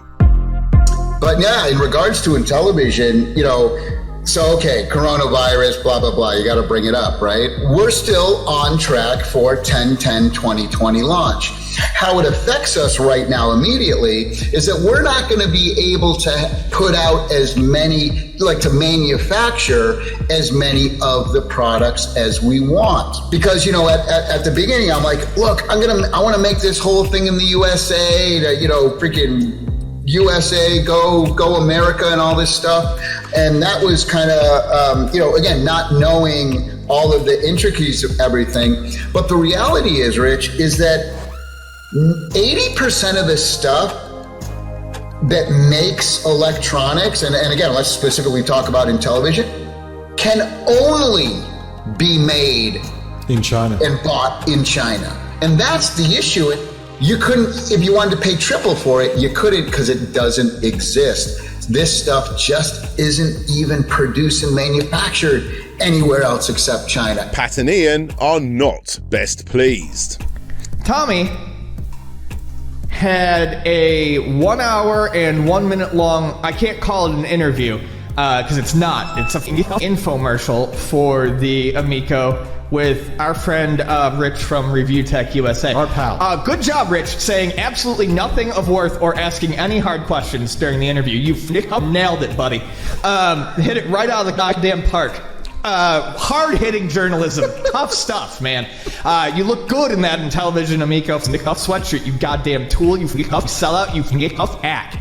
Which of course gained itself a retaliation from the Amico supporters too. You see, this right here is exactly why Pat and Ian are not taken seriously in the retro video game scene today. They just try way too freaking hard to get people to pay attention to them. For me, looking back, it's this exact point in the timeline that's quite eye-opening. Sure, we've had skeptics and we've had blind supporters, but the more Tommy and his crew went out of their way to fight back against the criticism, the more the big boys got involved. And for me, it was right here where we really did start to see a major shift from the supporters to the cultists and the skeptics to the haters. Of course, labelling either side as such is lazy, and for the most part, besides the odd few examples of course, it's just simply incorrect. But this is how each side saw each other. Even if you were an innocent passerby looking in, if you had the slightest bit of criticism or praise towards the Amico, then it's likely that you would be labelled as, well, a hater or a cultist. And it was only going to be getting more decisive from here on out. And in this video, I want to give them a little bit of help on how to get better so that they don't come off as such jackasses going forward. Anyway, the next day we get confirmation that the Amico is getting a cooking game. Hasbro have been kind to Tommy, and Co 2 as an Amico version of Clue and Life are both coming to the Amico 2. And then a couple of days later, over on Twitter, we finally get to see what those 5 packing games are going to be. You got Skiing, Shark, Astro Smash, Cornhole, Farkle, and the very next day, they announced that the system was going to be getting a 6th packing game too. But they didn't want to announce that one just yet. Yep, 6 packing games. Not 5. And here is yet another sizzle reel of those games, including that stupidly bog-standard dice game Farkle, still being played on a phone, not a controller, as well as Skiing, Shark, Astro Smash, and of course, Cornhole. No, wait. Oh, Cornhole. Okay, mistakes get made. The best thing to do is just to own up to it and give a massive thumbs up to the first person that noticed it, right? We fixed that about a month ago. I thought it was kind of funny, so I left it in the trailer to see if anyone would notice. This coming from the same guy who criticised Atari for misspelling asteroids and Yar's Revenge, by the way. Now that is something that should raise a few red flags for folks. A video pops up showing Sideswipers and explains how the Amico is unique in the sense that when you're out of the game, you can try and set traps for those still playing. Just like thousands of other games, for instance, Bomberman. Eventually this was implied to be a Hot Wheel licensed game, by the way, for those interested. The next day, those limited edition pre-orders go up for sale starting at $250 with a refundable $100 deposit. Special editions of the console go as high as $300 within 30 minutes. Tommy claims that 1,000 have been sold. And weirdly, that almost half the pre-orders are coming from people that order more than one Amico. People aren't just ordering one, they're ordering 2 or more. How strange is that? Well, to be fair, it's not as strange as the CEO of a console selling gangbusters for its size to then go on a forum and ask its members to actively promote the system on their own social media platforms, giving them all of the marketing and exact buzzwords to use in order to pull in more pre-orders. Hashtag defeat the haters. We are close to 500 pages into that Atari Age forum, and this sort of stuff is just going down constantly. A quick thank you to everybody that praises the system, and then a real long lengthy response to anybody that has even the slightest bit of criticism, going into great detail as to why they are wrong. Also, if it's not responding to the praise and negativity on these forums, he's chasing YouTube channels and trying to get an interview of any single person he can that talks negatively about this system, especially the CU podcast, who he now calls the PU podcast. We already talked about that hardcore divide over on YouTube, and obviously the same thing was happening over on Atari Age. It didn't matter what tiny bit of criticism or praise you had, you were getting dragged either way. And whether he meant for this to happen or not, old Tommy was the one conducting the loudest orchestra that the mini console wars had ever seen. As we make our way into April, Intellivision of course gets itself more workers. We get another game tease. This time it's an NWA RPG. Yep. VentureBeat, who interviewed Tommy, confirmed that more than 10,000 pre-orders have now been placed. Yahtzee's coming to the Amico. A Funko Pop Running Man is coming to... Why not? And just in case you want further proof that Tommy can't even take the smallest bit of criticism, here he is. This is so stupid. Here he is being interviewed by Tony TGD. For those that don't remember, Tony TGD, aka the Geek Getaway, is, besides Pat and Ian, Tommy's biggest critic. The difference is, and no offense to Tony, he's not exactly a big channel. Tommy knew going in that he would be getting roasted by this guy, and he did it anyway. He simply just could not let a small channel talk badly about his upcoming system. I think we should just go ahead and, before we start, I want to say that Tommy did not pay me anything. I've been checking my mailbox. There's no Amico. There's no... No, I didn't pay you. So, I mean, since I was going to keep it PG because the Amico crowd is E10, but I guess since Tommy's just gone ahead and dropped the F-bomb, fuck it, we're going to go ahead and do it that way.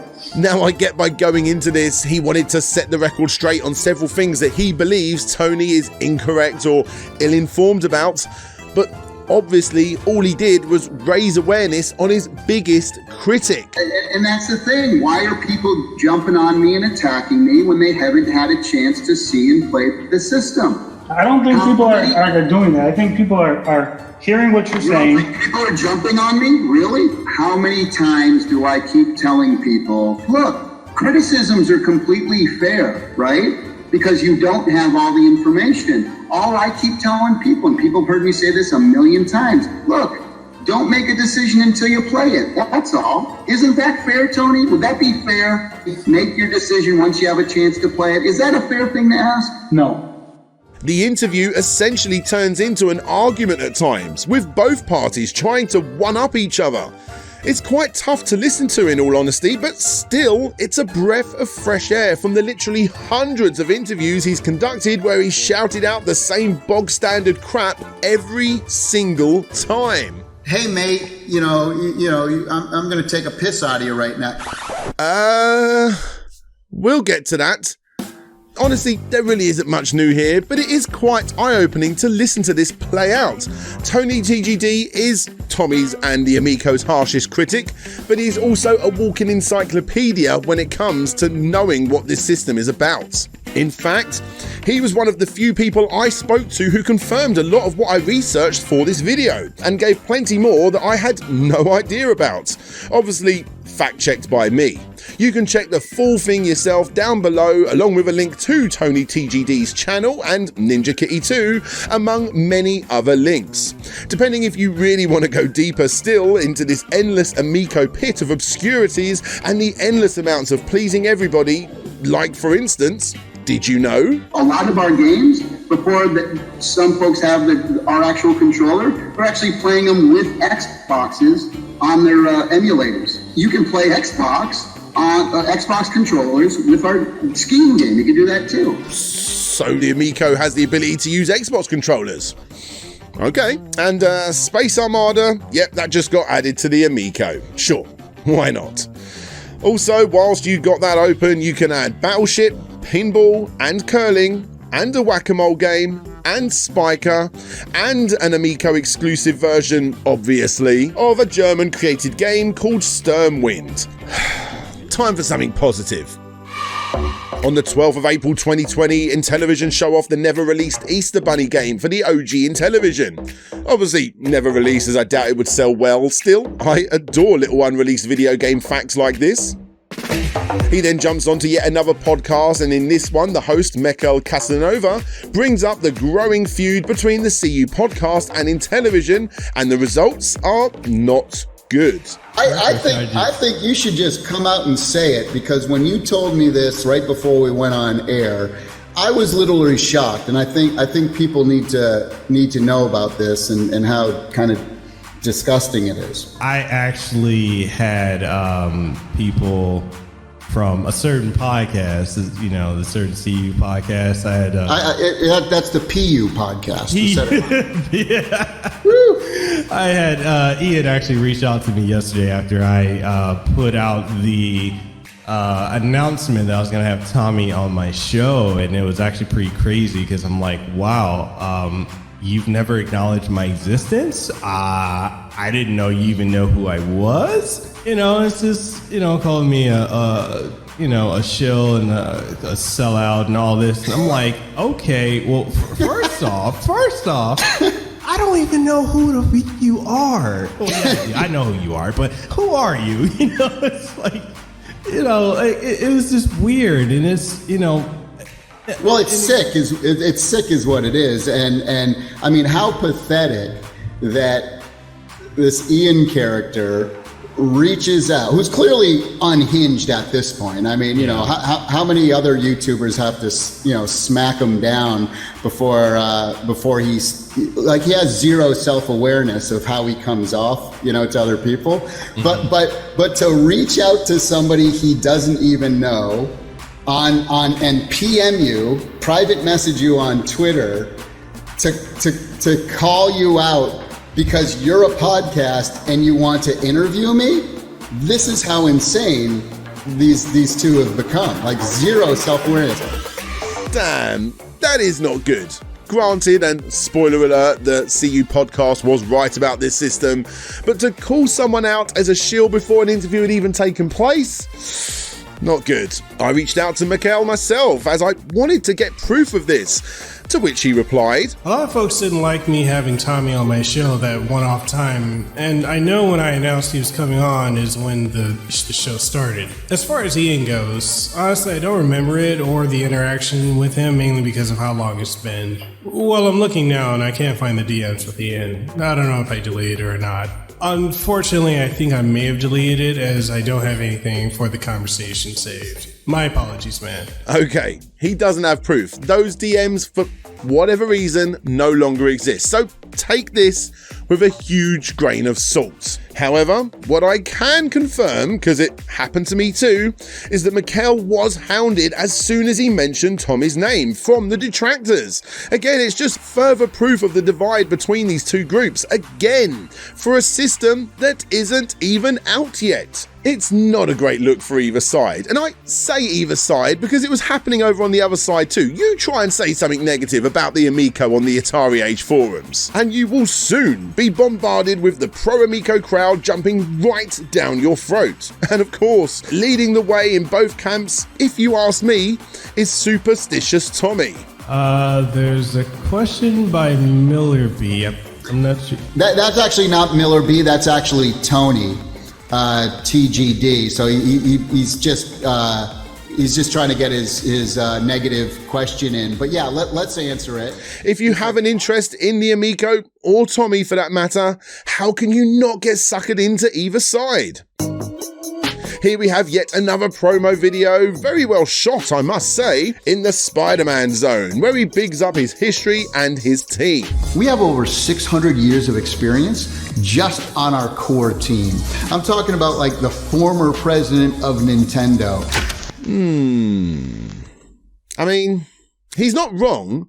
Scott was a former president of Nintendo Software Technology Corporation, which is still a super impressive person to have on the roster, but he is obviously being vague here and giving off the impression that he has on the team or someone similar. He also upsets plenty of people by using the word disruptor when describing the Amico's eventual impact. And we are going to completely disrupt the video game market. It's not going to disrupt. It's not to sound mean. For something to truly disrupt, it also has to replace what it's disrupting. Yes. Uber and Lyft did. True disruption. Yeah. All right, Ian. What you don't realise is that Tommy has a great reason for using the word disruptor. The word disruptor gives investors big chubbies. And we hear in more greater detail about the patent-pending Karma game engine. We have something that's called a Karma gaming engine.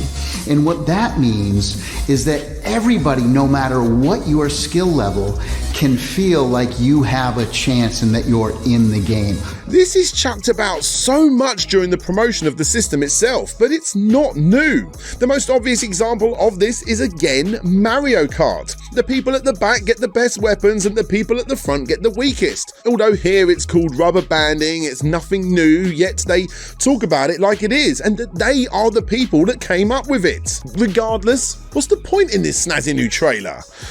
Well, it's here to bring in more investors, crowdfunders, backers, pre-orders. Call it what you want, because the Amico is back for yet another round of investing or pre-ordering on the website Fig. And if you have never heard of Fig before, according to the Wikipedia, it's a crowdfunding platform for video games that launched in 2015. And before you say I'm not allowed to research on Wikipedia, here's the company's front page, which uses the word crowdfunding a total of 11 times. Oh, sorry, Tommy, but I gotta go and update the list once again. This is crowdfunding. That's every single original claim made either broken or changed. Are you starting to see why video game companies don't talk about what might be included until it's set in stone? Anyway, after yet another mini trailer that doesn't show any gameplay footage, Tommy confirms he's in talks with Taito to bring back elevator action, Rastan and Jungle King / Hunt. And guys, before you think I'm being too harsh by adding every single game that's on his list in his Wonka book, or wouldn't that be something? What you got to remember is that the reason I pre-ordered this system was because of Earthworm Jim. You see a trailer for Earthworm Jim coming up, that's later in the timeline, and that's all you ever saw of it. I'm sure ideas get thrown around, but that was it.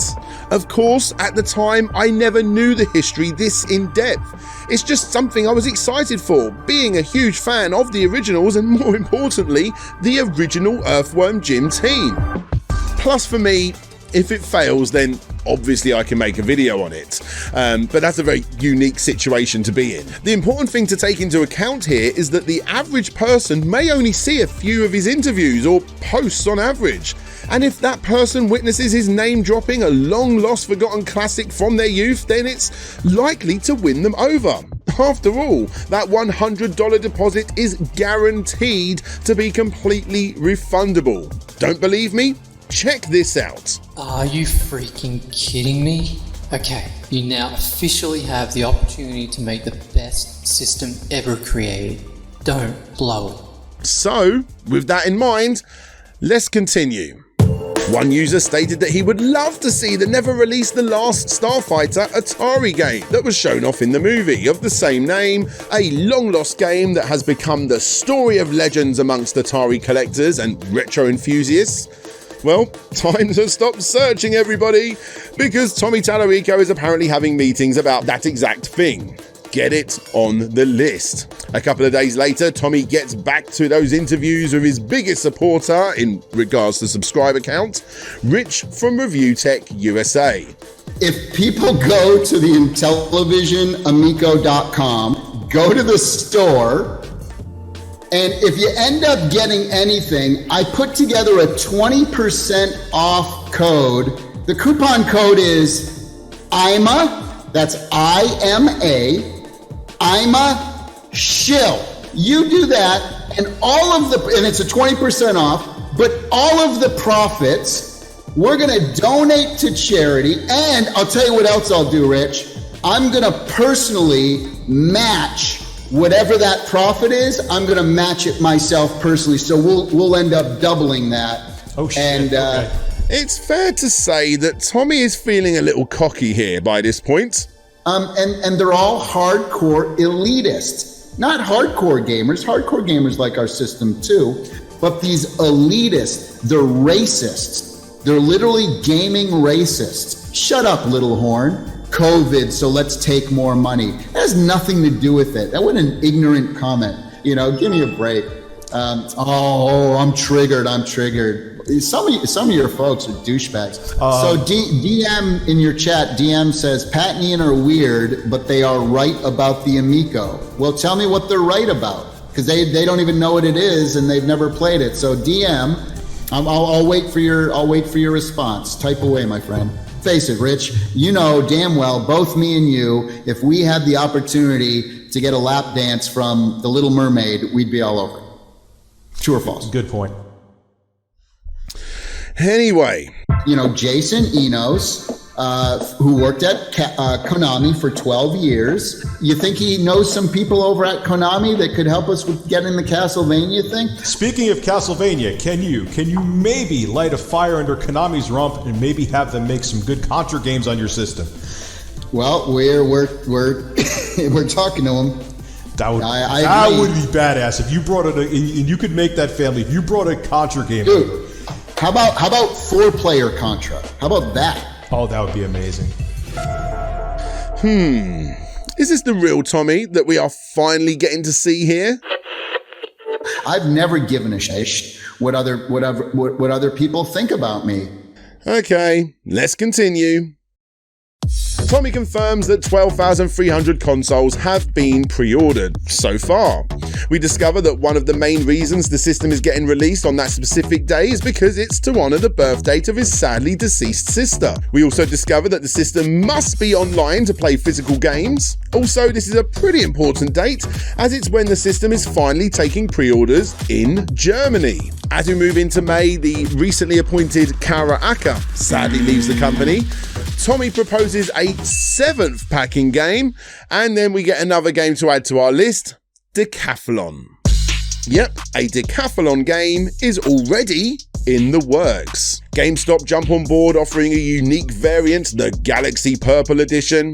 After getting fake negative reviews for the system on GameStop's pre-order page, Tommy gets his minions on the case. Check out the haters lying and trying to convince consumers not to buy Amico. This is how unhinged these folks have become. Smiley face. Do me a favor. Leave a comment about what you all think of Amico. Thanks. This results in ludicrous fake reviews being left from both sides, like, for instance, the game's being full of microtransactions, 1 out of 5 stars, and that the UI and menu are worry-free. Farkle was the most complete experience, 5 out of 5. GameStop would eventually remove the ability to leave reviews for the system, something that they have apparently never needed to do before. Anyway, don't let all that get you down, because apparently Tommy is also working on a crocking game for the Amico. After a forum user suggested that he should try it out, which he did, here is his board in the Aztec zone.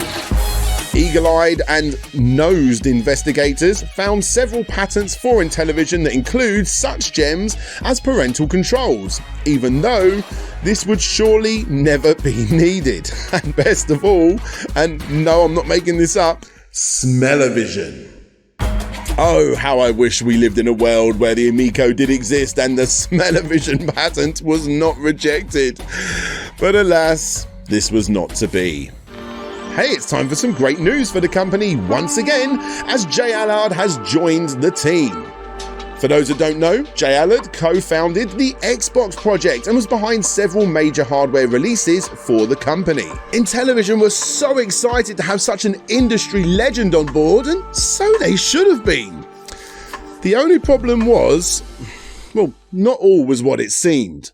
But before that, first things first, we get yet another person joining the company in June. We get Tommy teasing again on Atari Age about a collaboration with Arcade 1-Up dropping in 2021. Nothing ever dropped in 2021, by the way. And yet again, he jumps on another podcast with an extremely small YouTuber after that YouTuber slightly criticised the console.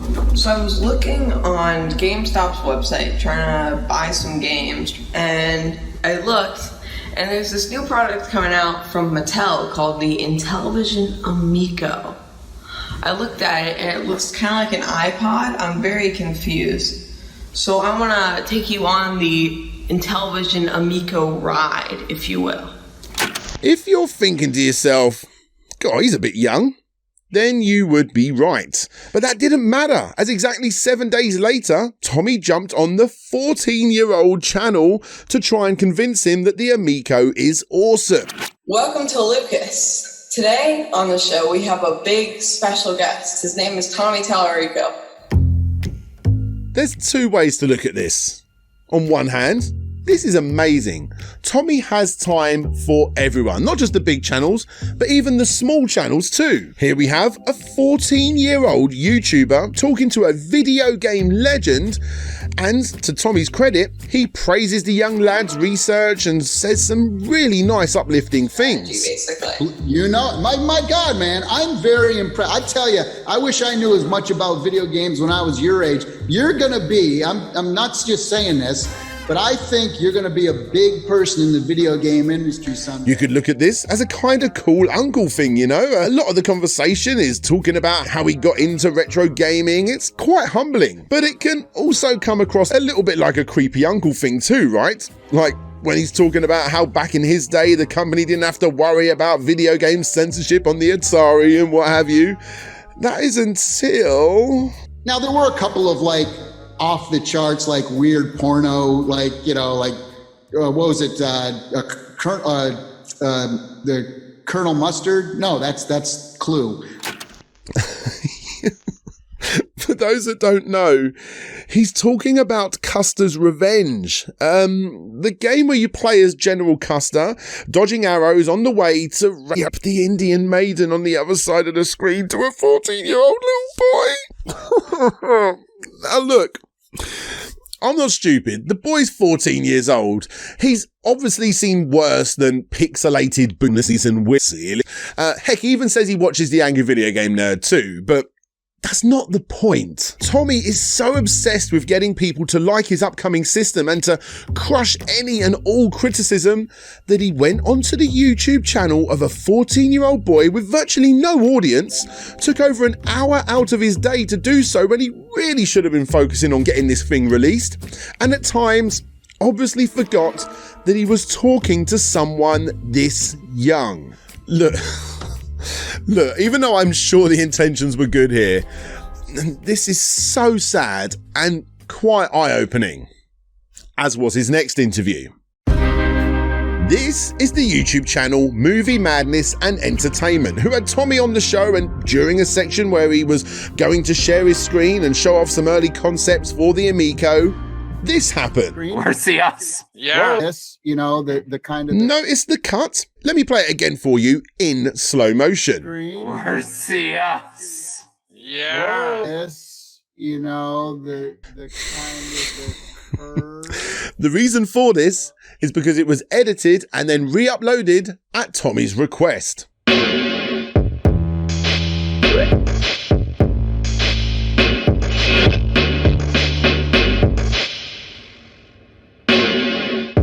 And this is because for a brief second during the live stream when Tommy shared his screen, he accidentally shared his desktop first, and on said desktop, the Amico haters saw a folder called Haters.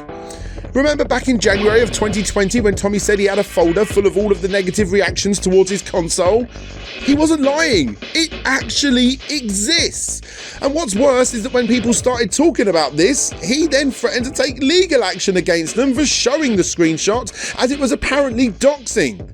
After this, we get another teaser for Cloudy Mountain, which again, I actually really want to try out. I think this one looks pretty damn good, to be honest. Tommy confirms that the Bitmap brothers are creating a game for the Amico. We get an early look at a new baseball game. That looks nice. If you defend this, I'm going to kick you right in the green. We get yet another interview, and on this one, he confirms that the console won't just have games. Yeah, so there's not really going to be too many games that are selling, that are going to be $2.99, $3.99, $4.99. There might be some, let's call them applications that would be in that range. For example, say music visualizer. So something like that that's not really a game, but it's more of like a cool application. He also continues to kick off at the haters in the chat. I don't know how to pronounce his name, Paprium Fiasco. So I got a question for him. So why do you hate me so much? It's a legitimate question, right? I mean, I'm just curious.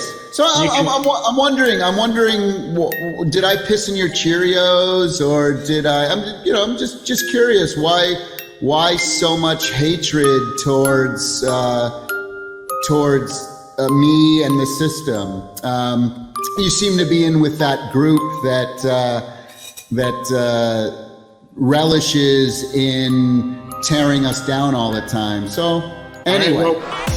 He teases yet another game. This one is brought up several times, by the way. Any chance we could see Kool-Aid Man come back to the Amico? Because, they love to bring up the Kool-Aid, so wouldn't it be something if we literally gave them Kool-Aid to play on the Amico? Let's just say there's been more than one meeting about it. And just like he's been doing constantly on interviews and on the Atari Age forums, he brings up Jay Allard again too. That's our biggest and most important goal, right? Is getting it out, making sure it's great. And this is one of the things that Jay Allard, our global global director, is really kind of pounds into us. And then it's reported that Jay Allard has left the company. No drama, just not a good fit. He said, adding that he is still looking forward to seeing how the market responds when Amico launches later this year. Now, this particular news article didn't drop until the following year, and in that GeekWire article, he stated that he left the company the previous year. So around about this time, even though we don't know the exact date, we do know it was around about here. Pat and Ian pop up again chatting about the Amico 2 on July 1st, reporting that the company are hiring for a mechanical engineer and a mechanical production engineer. Not really an issue in itself, but the problem they bring up is the fact that the system is still not done, and the release date is looming. It's 102 days to go for those wondering, so it's probably time we should get a move on, yeah? Well, that or jump on another YouTuber interview. And guys, this right here is the funniest clip of this whole saga for me. Check this out. I want you to do me a favor, Lee. I want you to close your eyes right now. I want you to picture in your mind your NES controller. Picture it in your mind. I can see it right now. Open your eyes. I mean, isn't this the same shape? What? Let's play that again. I want you to picture in your mind your NES controller. Picture it in your mind. I can see it right now. Open your eyes. I mean, isn't this the same shape? What are you even talking about? Oh, time to continue.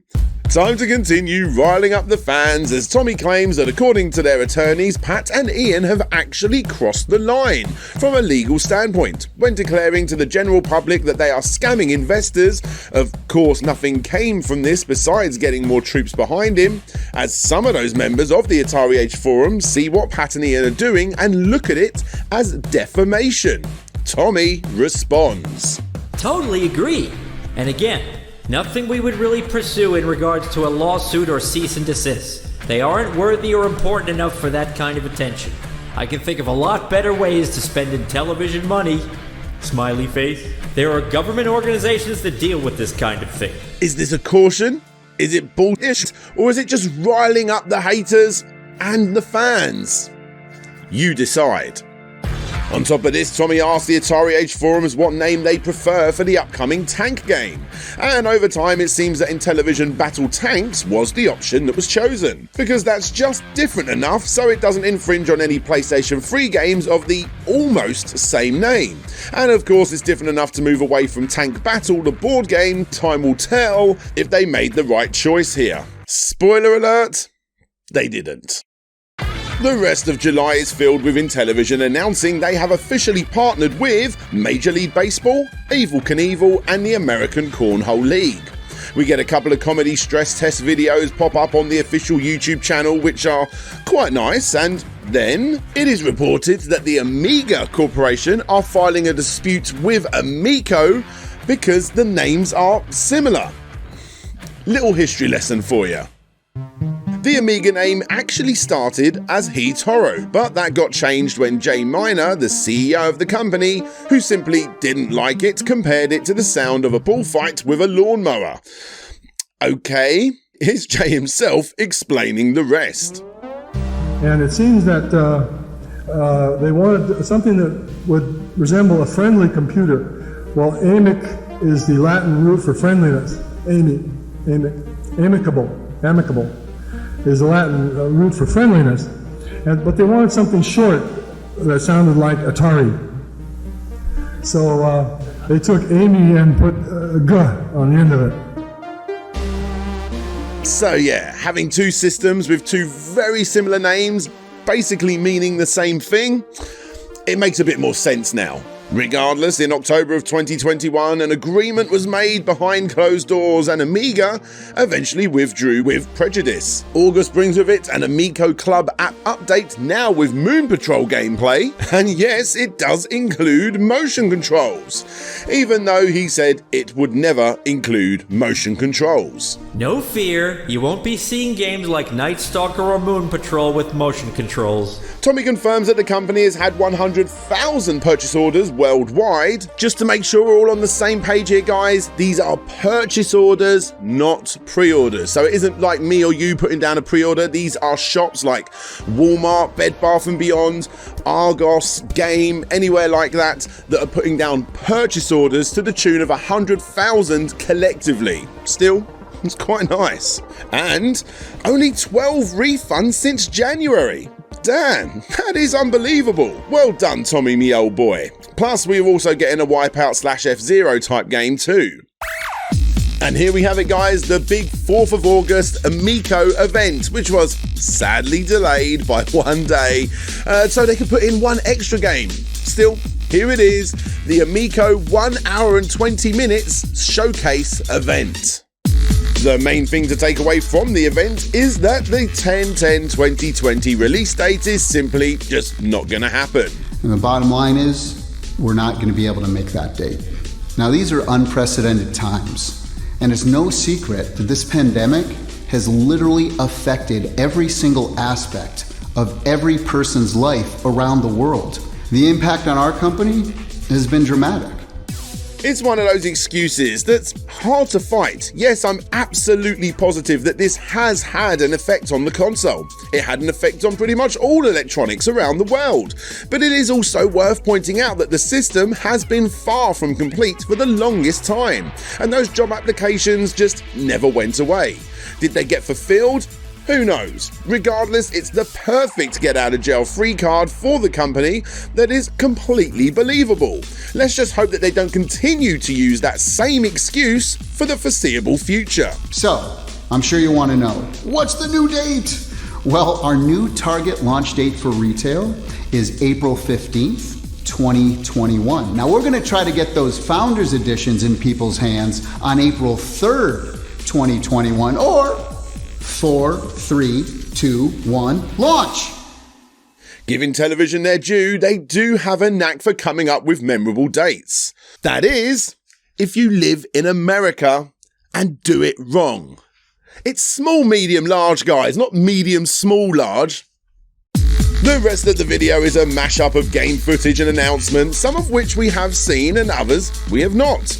You got Astro Smash, the tank game, which is now known as Intellivision Battle Tanks. Tommy wants to eventually make the screen tilt more, so it's not completely top down, by the way, and spoiler alert, this never happens. Intellivision Cornhole, Intellivision Major League Baseball, a whole plethora of Sesame Street games. You got board games, Telestrations, Blank Slate, and Ink and Gold, aka Diamond. You got an official Hot Wheels game. This, as stated, is the previously shown off Sideswipers game, by the way. Karaaka, who has already left the company, tells us why the system is so important to her. Tommy then continues to show off. And the new game is called Intellivision Spades. Before the dev takes over and calls it Monster Spades. We then get another look at Breakout and Missile Command. Another new game is shown off, and hilariously, it's called Liar's Dice. Fox and Forest is getting remade into Finnegan Fox. You got Evil Knievel, Bomb Squad, Space Strike looks to be a fun little game shown off here for the first time. The previously talked about auto racing is now Nitro Derby. An exclusive version of Rigid Force Redux is shown off. Skiing is here, as is Moon Patrol, and finally we get to see the game that made me want to pre-order the system, Earthworm Jim 2.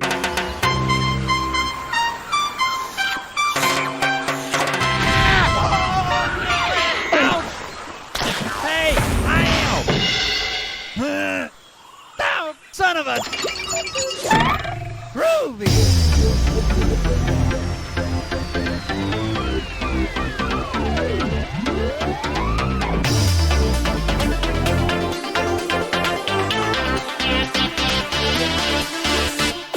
Without a doubt, this was the announcement that stole the show.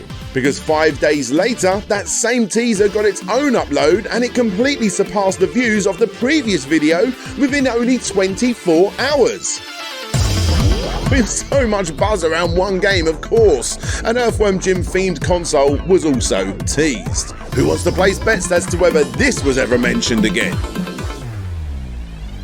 In a now privatised interview with Murray NJ08, he admits that the Rigid Force Redux footage from the recent Amico showcase was taken from other trailers. However, Evel Knievel and Nitro Derby is taken directly from the system itself. Really, Tommy? This wobbly, obviously VR footage is taken directly from an Amico? And then he also confirms that Jay Allard is still with the company. The next day, Tommy does his first interview with YouTuber The Retro Bro. A fishing game is teased. Somehow PlayStation 5 did not make the finalists for Gamescom's Most Wanted Tech Award, but Amico did. It didn't win. That went to the Xbox Series X, which is completely understandable, but still, an odd final lineup. The developer sizzle reel section of the recent Amico showcase was, for whatever reason, getting its own upload, as does the Astro Smash footage. Someone said they like playing Splatoon with their wife, and of course Tommy replied that they have been talking about a Splatoon-like game for the Amico and a Flying Tigers-like game too. The Breakout segment gets re-uploaded. He continues to confirm that they have Jay Allard on the team on a podcast. We got the guy who, helped create the Xbox, Jay Allard. Arc Electronics take over as the main manufacturer of the Amico due to a suspended, unknown and unconfirmed fallout with the previous manufacturer. Keep in mind, people, that the original launch day was less than a month away.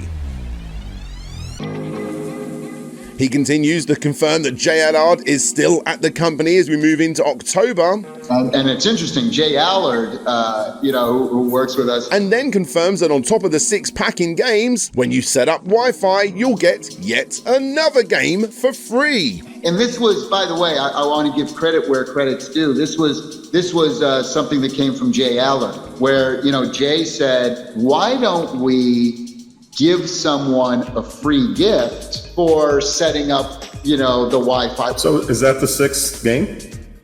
I can neither confirm nor no, it's not. It's. I'll say this: it's not the 6th game. That's not to say it couldn't be the 7th or the 8th or the 9th. Though. Who knows? And finally, he confirms that another demo game will be dropping onto the Amico app on the 10th of the 10th, 2020, which, as already discovered on Atari Age, was going to be Breakout. However, this never happens. They just really do love to miss that date, don't they? But credit where credit is due, the Breakout demo did eventually make its way onto PC, and it's really not that bad. Now, first off, let's get the obvious out the way. I'm playing this with a mouse, not an Amico controller, and I struggled to see how this would ever play better than the quick swiping of a mouse moving up and down, or possibly better, a mobile phone or a tablet. Either way, as stated, this was one of the most anticipated Amico titles, and it delivers. I really don't see what else they could be doing with this IP. I think Choice Provisions have done all they can. The music sounds good and works really well with the bouncing of the ball. Of course, we only have a super small chunk of gameplay here, so I would only assume that later levels or worlds would not only sound different, but they would also look different too. Kind of like the Lumines series of games. I really don't know what else there is to say about this game. It's pretty, it's good looking, and it is fun. But it is just Breakout. So, moving on. Best Buy get announced as a distributor on the day of the system's original release date. Yet another investor-like pitch video with uplifting piano music drops. Honestly, very little is added here. It mostly goes into the detail of the system itself and how they came up with the shape and what have you. It even includes Arc Electronics, the new manufacturer too. And weirdly, the second half of the video tends to focus more as an infomercial for Arc Electronics. I'm not sure if some backhanded deal was made here, but whatever the case, the main takeaway from this is that 2 hours of charge will apparently get you 4 hours of gameplay on the controller.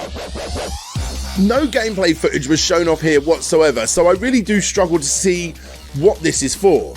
Still, whatever, the same day they uploaded yet another sizzle reel on the official YouTube channel. We get to finally see gameplay footage of a few games that have only previously been mentioned, along with a couple more games for our list, including a Care Bear title and Brain Jewel. Tommy then claims to be working with the Dr. Seuss estate to create a game based on the classic children's books. Once again, Tommy jumps onto the Retro Bro channel, a YouTuber who he has now become very good friends with and who becomes one of Tommy's biggest supporters.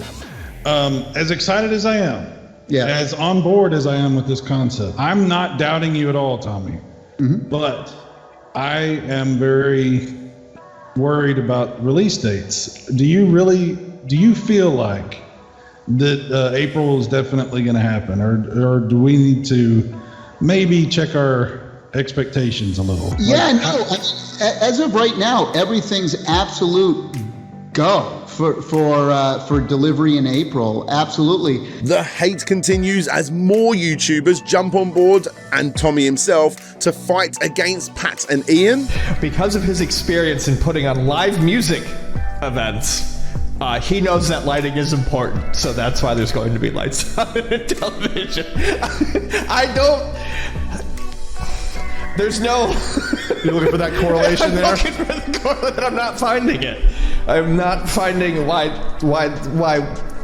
A leads to B. That's very, very strange to me. I don't understand why Pat feels the need to continue to rail on this thing. The disturbing part is that those people who may think that way are against the people who do like it. Look, if you don't like it, that's fine. Move along. But to go after people who like it as dummies, as idiots, as just 50-year-old losers, white guy, whatever, right? Then you have to take a look in the mirror, my friends, because you're actually the one with the screw loose. Look, you want to say something bad about me or Amico, at least have the nuts, the balls to say it to my face as another person, like who you really are, right? Anyone else, your opinion doesn't matter, you don't get a seat at the table, and you're a coward. This is the 4GQTV YouTube channel, an interview where he teased the possibility of having games come inside of Hot Wheels cars, the same way that Amiibos work, I suppose. Also, they're working on getting a Gauntlet license too, and Dragonfire, and a bubble shooting game similar to Buster Move. Anyway, time for some more investing, as Hans and Tommy apparently did 3 presentations over 5 hours. 25 successful and smart multimillionaires, and all 25 people wanted to invest. I'd say it was a pretty successful day. Tommy then teases some sort of app that allows you to play music from your phone. I guess that when you plug it into an Amico, it lets you play music through the system, and then the Amico will play a little light show. Okay, let's add it to the list, I suppose. And we have yet another stress test video on Tommy's personal YouTube channel right before my birthday.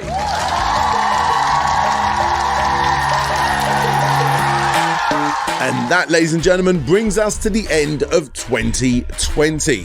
A rather rough 2020, if I do say so myself, but that was 2020. 2021 is coming up. We've had a whole heap of games announced this last year. We've had a lot of promises, some broken, some cancelled, some, let's be honest, made up. But like I said, that's all behind us. Now it's 2021. It's the year to release this thing. You've got less than 100 days to get this thing out the door. 92 days to be exact. Let's prove the haters wrong and release the Amico. Hey everyone, this is Tommy from Intellivision, and I wanted to start 2021 off right. January 1st brings with it yet more gameplay footage of Astro Smash. Soon after, he claims that the Amico is getting a Dark Tower game. Then someone on his Atari Age thread says, "We need movies based on Intellivision games. That'd be so cool. Imagine a Night Stalker movie or an Astro Smash movie. Wouldn't that be something?" To which he replies, "Funny you should mention those two. I'll leave it at that. Smiley face." Wait, what, does this mean we're now getting movies too? Honestly, who knows by this point? Ever heard of Pizza Time? According to Tommy, it was a Burger Time spin-off idea that was going to be made for the original system. Brilliantly, he even showed off a little bit of concept art before he stated that he wanted to bring it back for the Amico. Of course. This is followed by a couple of Bomb Squad promos, possibly Amico's only game that will take full advantage of the Amico controller. And whilst we're here, should we just pump the brakes just a little bit and talk a little bit more in depth about Bomb Squad? You see, Bomb Squad didn't really get much of any coverage after this. The reason for that was because the dev was getting wound up that he couldn't get it to work. Here is the real game on real hardware. This was uploaded as an unlisted video for the Amico team to please fix the issues. However, when the footage got out there, the game instantly got paused, and that was the end of Bomb Squad. This unedited take is running on Amico hardware to the best of its ability. I put it up to an unlisted YouTube link so it would be easy for the relevant Amico people to see it. It was a reach out to say, hey, code-wise we're good here, but it is not running correctly on the machine. Here are all the takes so you can see what isn't working, which is to say, pretty much all of it. Lag, animation stuttering, missed commands. It was a mess at this period of time. They still used a clip for one of the videos, E3 maybe, which is a bit surprising considering the lag that was clearly present in the wire cutting. Perhaps this was the video that officially got Bomb Squad paused. I'm not certain. Oh, and that is an actual controller, not a smartphone. Again, this is super sad, as it was one of the more unique ways to use Amico custom hardware in an exclusive way. Sadly, that exclusive hardware, as you can see, left very little to be desired. Shake it all around, right? All around, whatever. Open the lid back up, and then I can pour them out onto the screen, I guess. Pour them right onto the screen. Yeah. Anyway, back to the timeline. Here we have a sneak peek of Finnegan Fox. Weirdly, not one comment pointing that out, by the way. One of the interesting things to take away from this trailer, at about the 30-second mark, is that the controls don't seem to be adding up to what is on the screen. If I slow down the footage and put in some arrows to when I think the buttons are being pressed compared to what is on the screen, hopefully you will see what I mean. As you would expect, a lot of people brought this up, including, you guessed it, Pat and Ian. What I think is what's happening is maybe not worse, but still damning. I think the controls are inverted. Plenty of other people brought this up too, and the theories range from it was laggy, the controls were inverted, or best of all, someone else was playing it and Tommy was just pretending. This one was my absolute favourite. If he's playing this footage, Ian thinks he's not, I'll say he is. Why are the controls inverted on this controller? Regardless, something wasn't right here. Thankfully, YouTuber Turbo Joe was the one who came to the rescue with the correct solution, as he played a clip from Tommy who told him what was really going on in a private conversation. I inverted the disc so that when I pushed left, he went right, and when I pushed right, like I did it on purpose just to see if and they eat it. Oh, it's a phony video. It's like they're so caught in my web. It's hilarious. They're just such suckers. They're so predictable. Tommy doubled down on this again in the Review Tech USA stream too. What we did is when we first booted up the game, I switched the controller around and I didn't have the gyroscope on. So when I flipped it, when I hit left, it went right, and when I hit right now, I could have easily just went like this, and like okay, and then fix it and then turn it back. But I'm like, you know what? I'm gonna mess with people just for fun because these people who spend their whole lives clicking through every single frame of video and stuff. So I'm like, yeah, let's leave. They're like, oh, should we fix that? I'm like, nah, let's leave it in. Let's mess with people. And you know what? Let's just give Rich, the host of this show, his due. Yes, I know he has his regrets nowadays regarding his earlier interviews with Tommy, but after this footage was shown, he not only had his doubts, he expressed them publicly, and he brought them up directly to Tommy. Yeah, man, I'm still going to be straight with you. I'm not a fan of what I saw there. So talk to me and tell me what's going on. Just my 2 cents. Regardless, inverted controls, lag, whatever the case. Look, if I was a betting man, I would say that yes, this has got inverted controls on, but it also has lag. The real important thing to take away from this is, seriously, Tommy, why would you not just re-record this? If what you are saying is true, why would you want to mess with the quote-unquote haters? The divide you are actively trying to widen is getting so far apart, it's not even funny by this point. For me, it's just further proof that Tommy, although maybe not intentionally, is going out of his way to create two heavily competing groups of people. February continues with a tour of the stupidly big 15,000 square foot Californian office that is virtually empty. Granted, this is primarily due to the lockdowns at the time. However, seeing this gets people more worried than anything else, as it shows that the company are paying for this space at an estimated value of 20 to 50k per month. Still, a nice place to store your cars, right?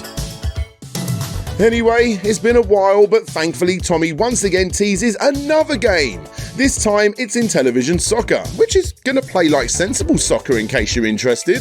That previously mentioned Review Tech USA live stream happened today, and look, to set the scene, from what I can tell, this was not planned. Rich, as he does, was giving live impressions of the latest Intellivision news. It wasn't particularly favourable, and off the back of that, Tommy quickly contacted him there and then to jump on and hopefully spin the narrative. Oh, you're calling? As you know, this whole thing is fairly common practice for Tommy, and what's crazier still is that it was here that he randomly dropped that the Amico will be delayed again. And speaking of questions, April, is it going to be delayed? Yes. What the hell is going on here? The month continues with another partnership. This time it's with Topps, who will be providing digital cards to use on the system. Also, good news everyone, they now own Intellivision.com. Sadly, what he didn't tell you is that he did lose TommyTallarico.com to a troll who then used it to forward people to the eventual closure and backed up archive of the Atari Age forums, and more recently, the infamous video. The next day, Tommy confirms that the new launch date is now 10/10/2021. Tommy confirms that a music educational game that teaches chords and what have you is not only being worked on, but may be a launch title. He's also in chats about bringing an exclusive version of the Great Gianna Sisters to Amico 2. And then in March, we have yet another investor pitch video pop up, although this time it's aimed at angel investors. This one is super interesting as it shows Tallarico boasting that Jay Allard had been brought on board and how big of a deal it was. How about the guy who co-founded and co-created the Xbox, right? This guy came up with the idea of Xbox Live. He ran a whole division within Microsoft of Xbox for over a decade. I mean, this guy doesn't even need to work anymore. But he loves our idea and concept so much that he joined the team and has been making huge contributions. Again, Jay Allard, who, again, according to Jay Allard, left the company the previous summer. Here he is saying that exact thing in the GeekWire interview. Allard told GeekWire on Monday that he left last summer. This may not be that big of a deal, but again, let me paint the picture. This is an investment video going out to potential investors, and without saying Jay Allard's name specifically, he is definitely hinting to that guy still being on the team. The person who co-created the Xbox is on his team. And, well, just to fan the flames a little more, he also hints that Kara Aka is still at the company too, which again, she wasn't. That is unless he hired someone new with the same background as Kara Aka. Our VP of Global Marketing used to work at Mattel as one of the global brand managers over there, right? And she was in charge of the Disney brand within Mattel, so that's a double bonus there. Anyway, this statement right here brought with it a whole heap of backlash, so much so that the SEC ended up sending a letter to Intellivision asking for proof of his involvement, which in their defense they did respond to, stating that Mr. Allard served as a full-time advisor to Intellivision, helping Intellivision in the final stages of Amico hardware development. After this work of his was completed, Mr. Allard ceased serving as a full-time advisor, but has remained available to give advice when contacted by Intellivision, and considering his contributions overall, Mr. Allard has not played a material role in Amico product development. In light of the foregoing, the company has amended the disclosure quoted above to remove the sentence referring to Mr. Allard. The company does not believe that any additional disclosure regarding Mr. Allard would be important to a reasonable investor making an investment decision in respect of FGS. In layman's terms, basically what they're saying is that even though he isn't technically full-time at the company, he is always there if and when they need him. So he's kind of still working for them. Regardless, they also say that they will remove his name so it doesn't upset any future investors. The next day, Tommy claims that the Amico system has done so well that Amazon had completely sold out of all pre-orders for the system, directing eager Brits to check out Argos, which, by the way, is still available to this very day. Happy St. Patrick's Day, everyone! Plenty more mini videos pop up, including one that's promoting merch, one that shows a reverse breakdown of the system, and another doing the same for the controller. The Amico is shown off at the National Video Game Museum in Texas, and in a video by Brett Wise, we can see Tommy having issues with the controller's orientation. Tommy confirms that the Amico carry case is now in production and will soon be available for pre-order. Tommy posts on the Still Positive Amico official subreddit that they obviously don't have enough employees, with the announcement of Chuck Labella joining the team as the VP of Entertainment Acquisition. We are proud to announce that we have a new member of our team coming aboard Intellivision, and he's going to be our VP of Entertainment Acquisition, because like I mentioned, these things are so important, these partnerships and strategies that we have. And who is this person?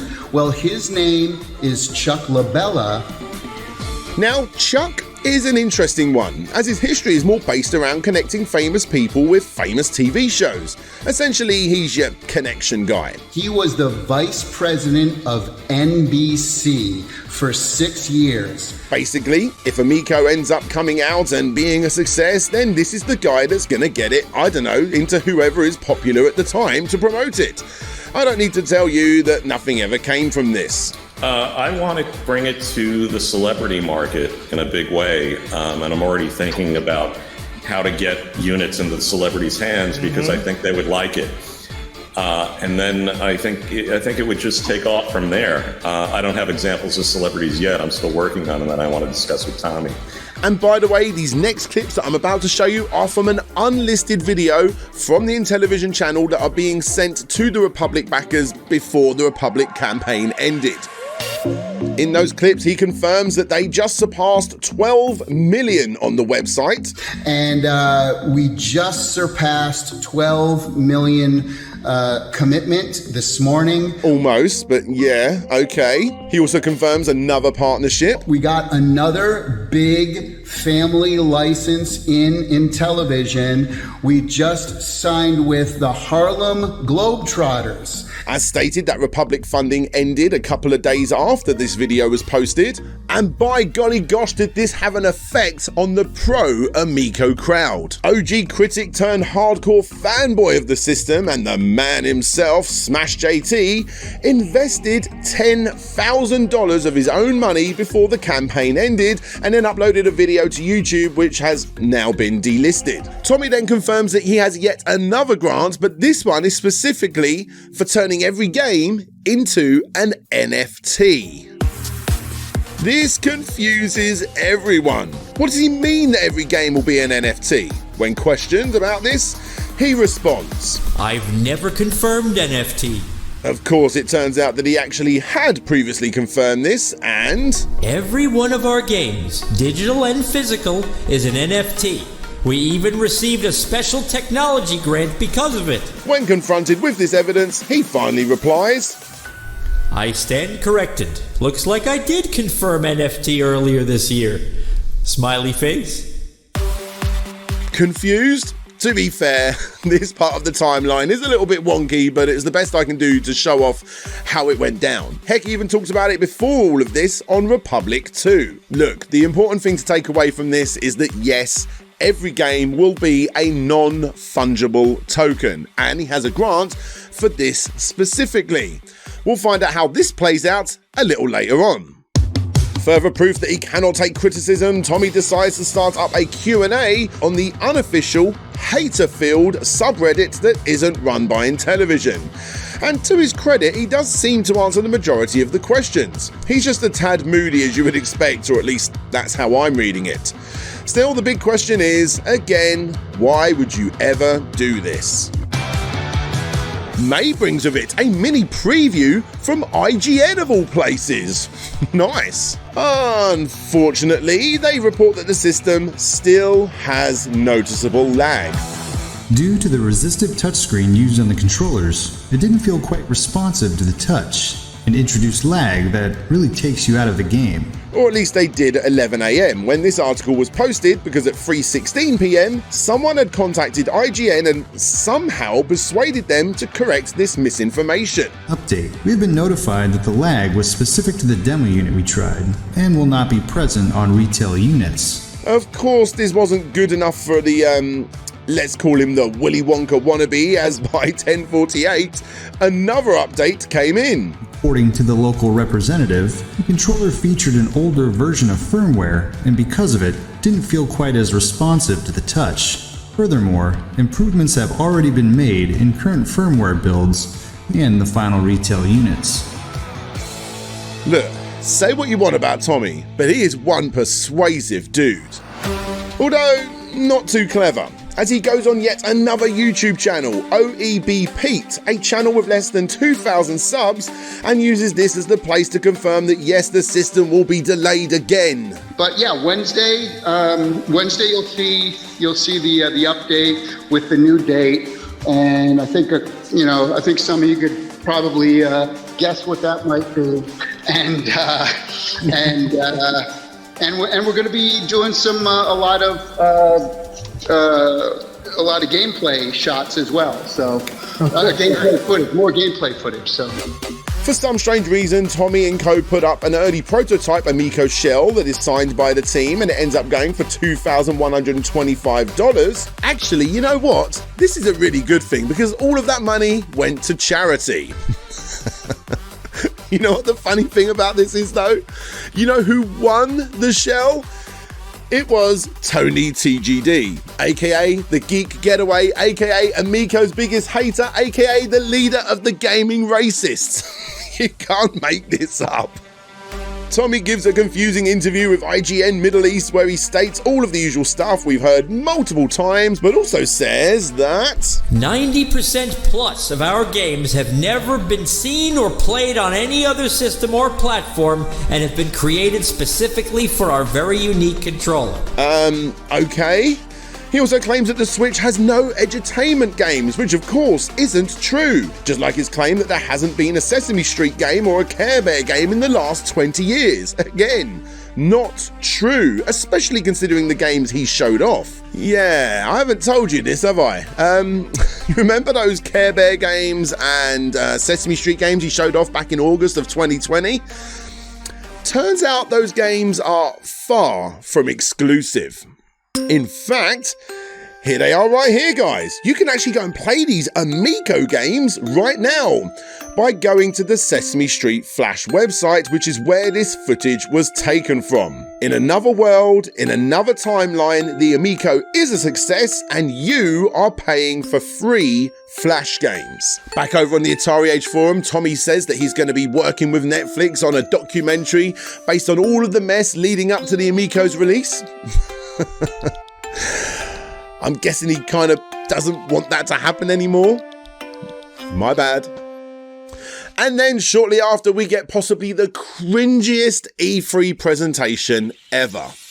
A 10-minute compilation of footage we've already seen, including those Flash-based Sesame Street and Care Bear titles, But what stands out like a sore thumb the most at this point are the OTT, super happy QVC-like images of families clapping hands and having very fake good times with the console. Now, granted, this in itself isn't really worth moaning about. After all, Nintendo does it all the time. What's damning though is that they are so obviously not playing on an Amico. These are averagely edited, photoshopped images taken straight from a typical photo bucket-like service. One of the first people to bring this to the attention of the masses was one Sam Makovic from Ars Technica over on Twitter, whilst Tommy hinted that a fourth delay, yes, a fourth delay, may be on the cards. That last factoid came off the back of both Sam and Tommy battling it out publicly on Twitter, and of course, having other people jump on board to Tommy's defense. Okay, I gotta make a video on this. So apparently my guy, Tommy Tallarico, is using stock photos to Photoshop Intellivision controllers into the hands of gamers in these stock photos. And apparently it's just some sort of gigantic revelation, a huge gotcha moment with Intellivision that they're photoshopping stock photos. Guys, that's what stock photos are for. Yet again, it's something that Tommy should have stopped doing.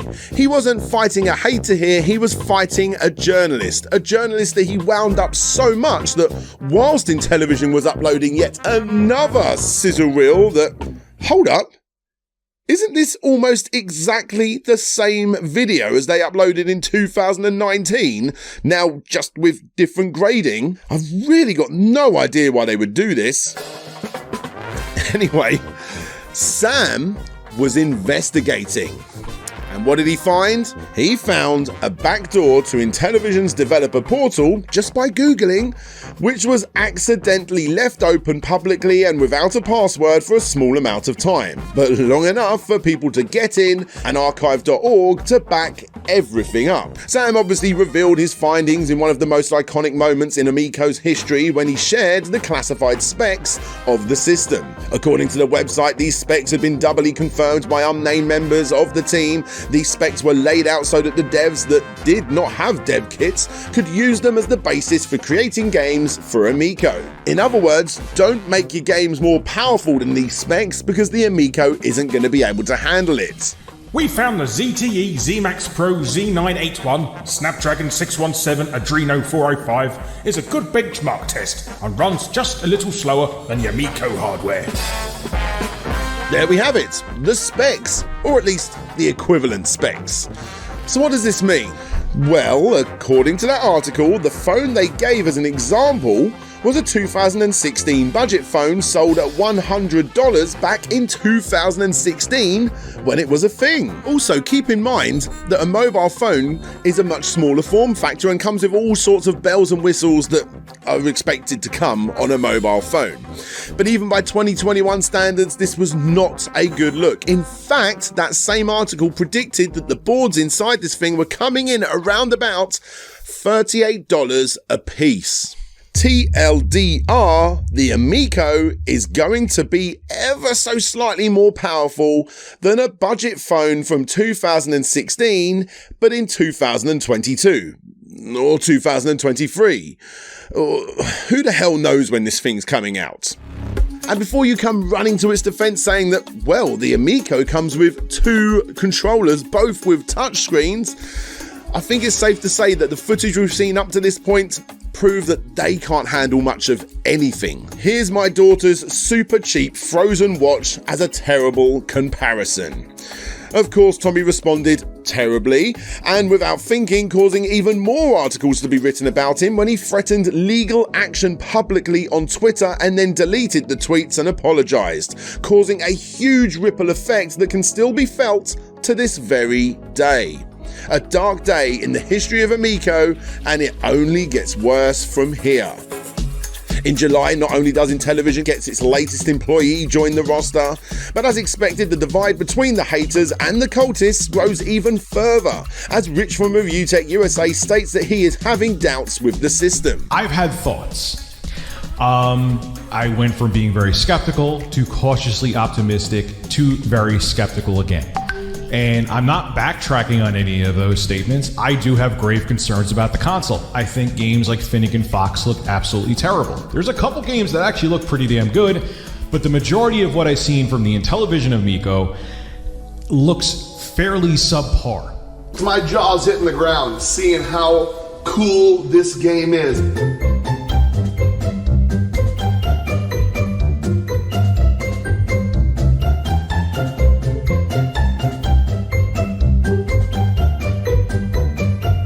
My jaw's hitting the ground. Ladies and gentlemen, did that look like jaw-dropping gameplay to you? Tommy then claims that he has received death threats from haters.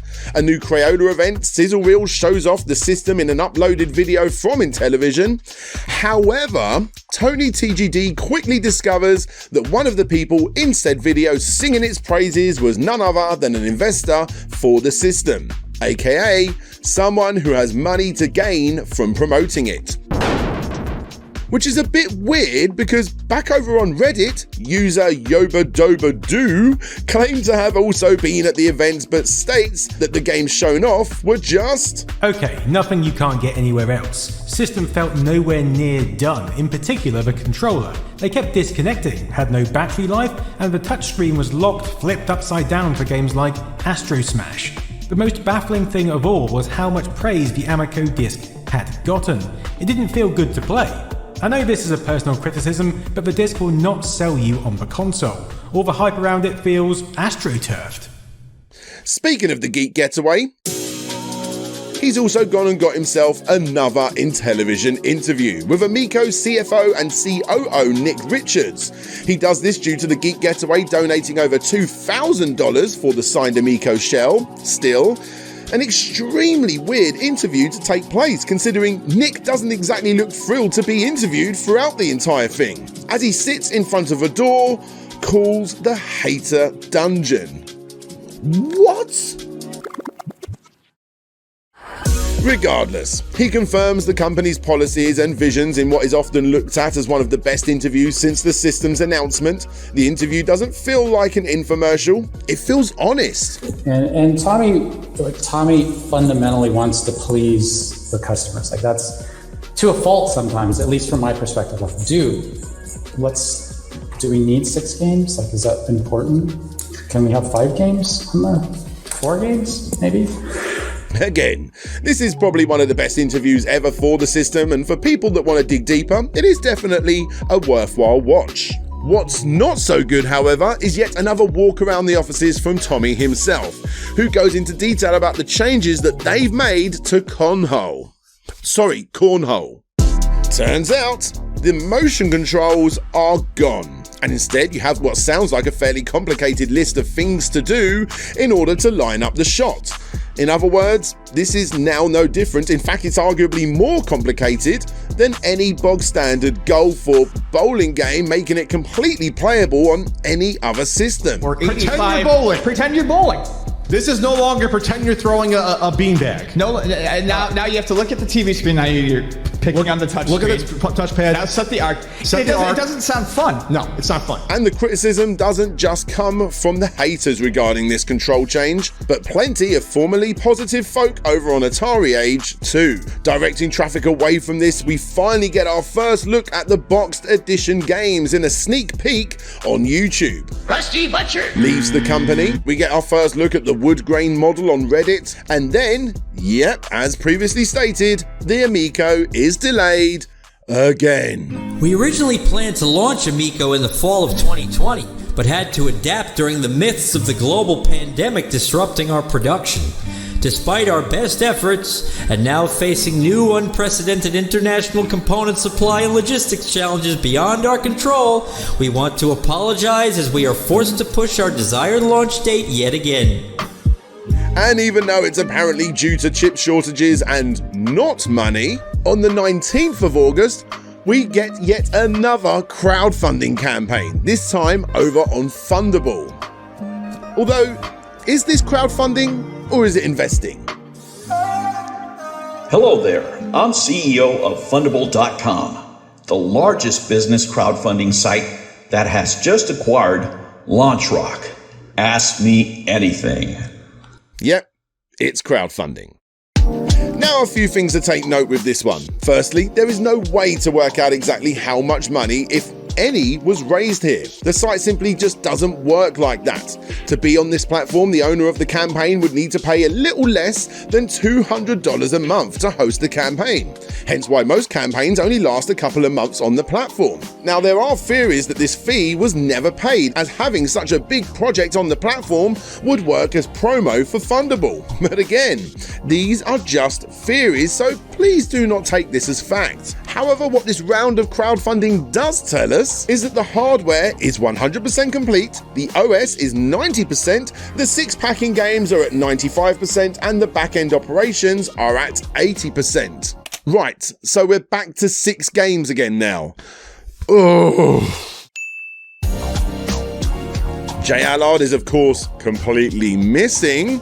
We also get to see, as you would expect, being that this is a crowdfunding site like Kickstarter, a nice old splash of company logos that Intellivision have partnered with. Sadly, however, for the company, all of these logos would eventually get removed at an unknown later date, which may have something to do with Crayola coming out and confirming that even though the Amico had been shown off at their Crayola Experience locations, they did not have a partnership with Intellivision. Thank you for reaching back out with your question. Although the Amigo game console was demoed at the Crayola Experience, we have no written records indicating that we have an official partnership with Intellivision.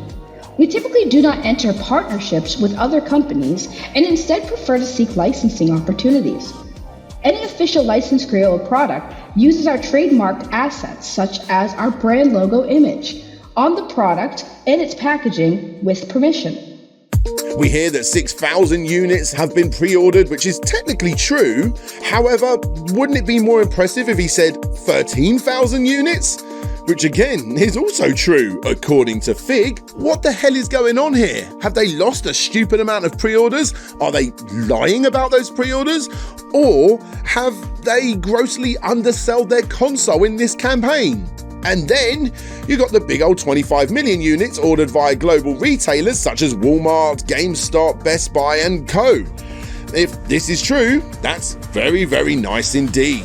And we finally make our way to August 10th, the day that I decide that I'm going to put some money down for a pre-order of this system back over on the Fig website.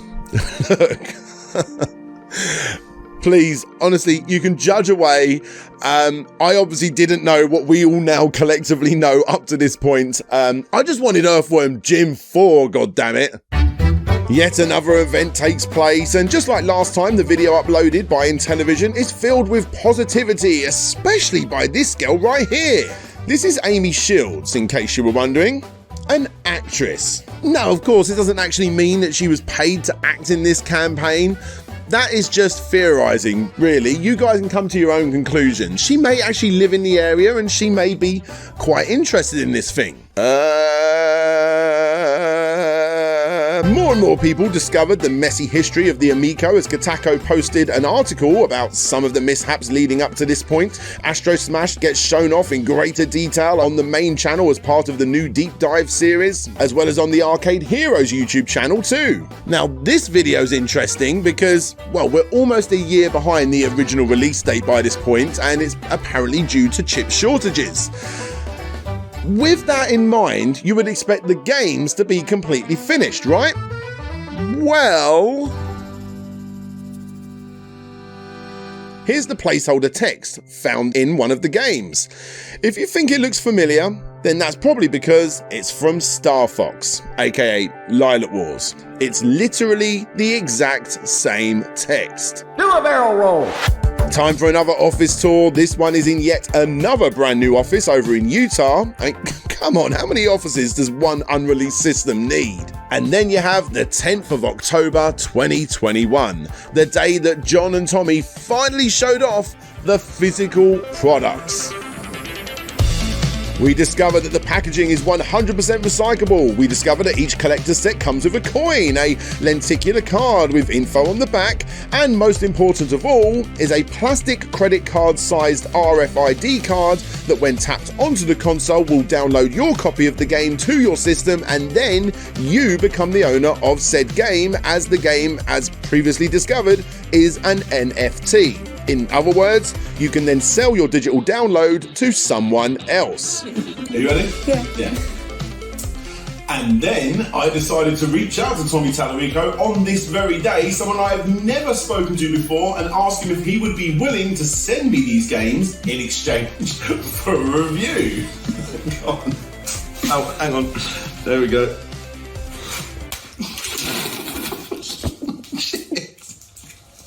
Okay, we're done. I put these. Why didn't I change my trousers? Jokes aside, I didn't even know 10% of what was going on by this point. I too wanted a cartridge, a CD, whatever, but I got to admit, the Amico seriously intrigued me.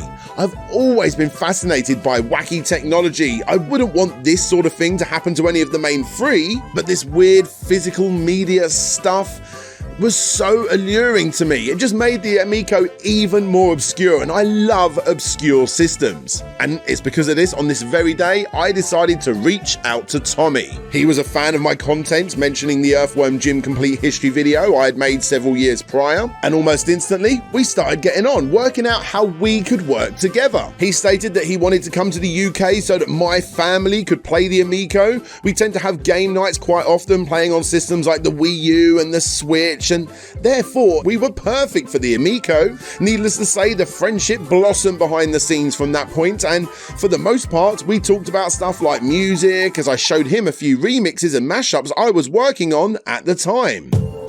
But I would be lying if I didn't tell you that yes, he did warn me about the haters. Now, I'm not going to be showing you guys these messages, and I'm not going to be showing you the voice clips between me and Tommy, because that's not the kind of guy I am. All I will say is that with him being a fan of mine and me being a fan of his, it was very, very easy for him to take me down a path that he and so many others were already on. However, I still had my channel and its reputation to look after, and that was the most important thing. These physical games, as much as they intrigued me and, dare I say it, excited me, I at least knew that it was in the minority with that mindset. Because of this, I decided to contact several other UK YouTubers who had, quite frankly, all been left in the dark a little regarding this, and all I asked was for their honest opinion and to keep it around about 2 minutes or less, based on nothing but Intellivision's initial reveal video.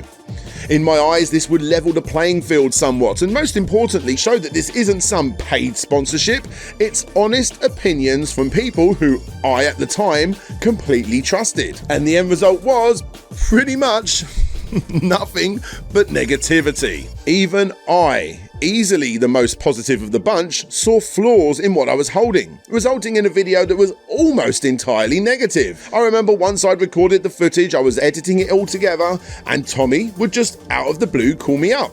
We would have these big long conversations about, again, music and games or whatever, but he finally started to ask me about all of my YouTuber friends' opinions. Looking back, it's obvious he was on a mission trying to find out what the negative comments were and then potentially stopping them from getting out. I told him before it went live that it was a mostly negative response, but I refused to tell him the details until the video went live. Either way, and even though this was never my aim, I made no friends by uploading that video. I still keep the video up because, for me, at the time, it was 100% truthful from every angle. But of course, this wasn't the end of my stint with Tommy, because, well, what have I just done?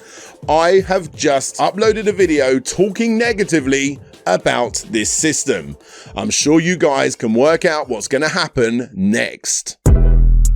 But before then, DJ C Game Studios, Amico's biggest fan by far, releases a rap album spitting bars as to why he loves the Amico so much. Oh, and by the way, guys, did you know there are also a whole heap of hater Amico songs out there too?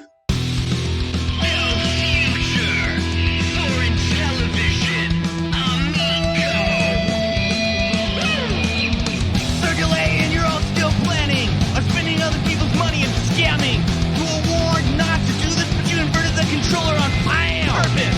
The future for Amico in the hands of Tommy Tallarico.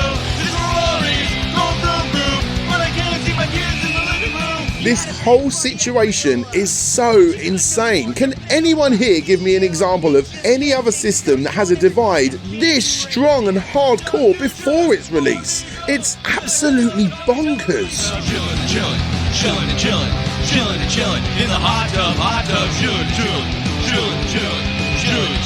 in the hot tub.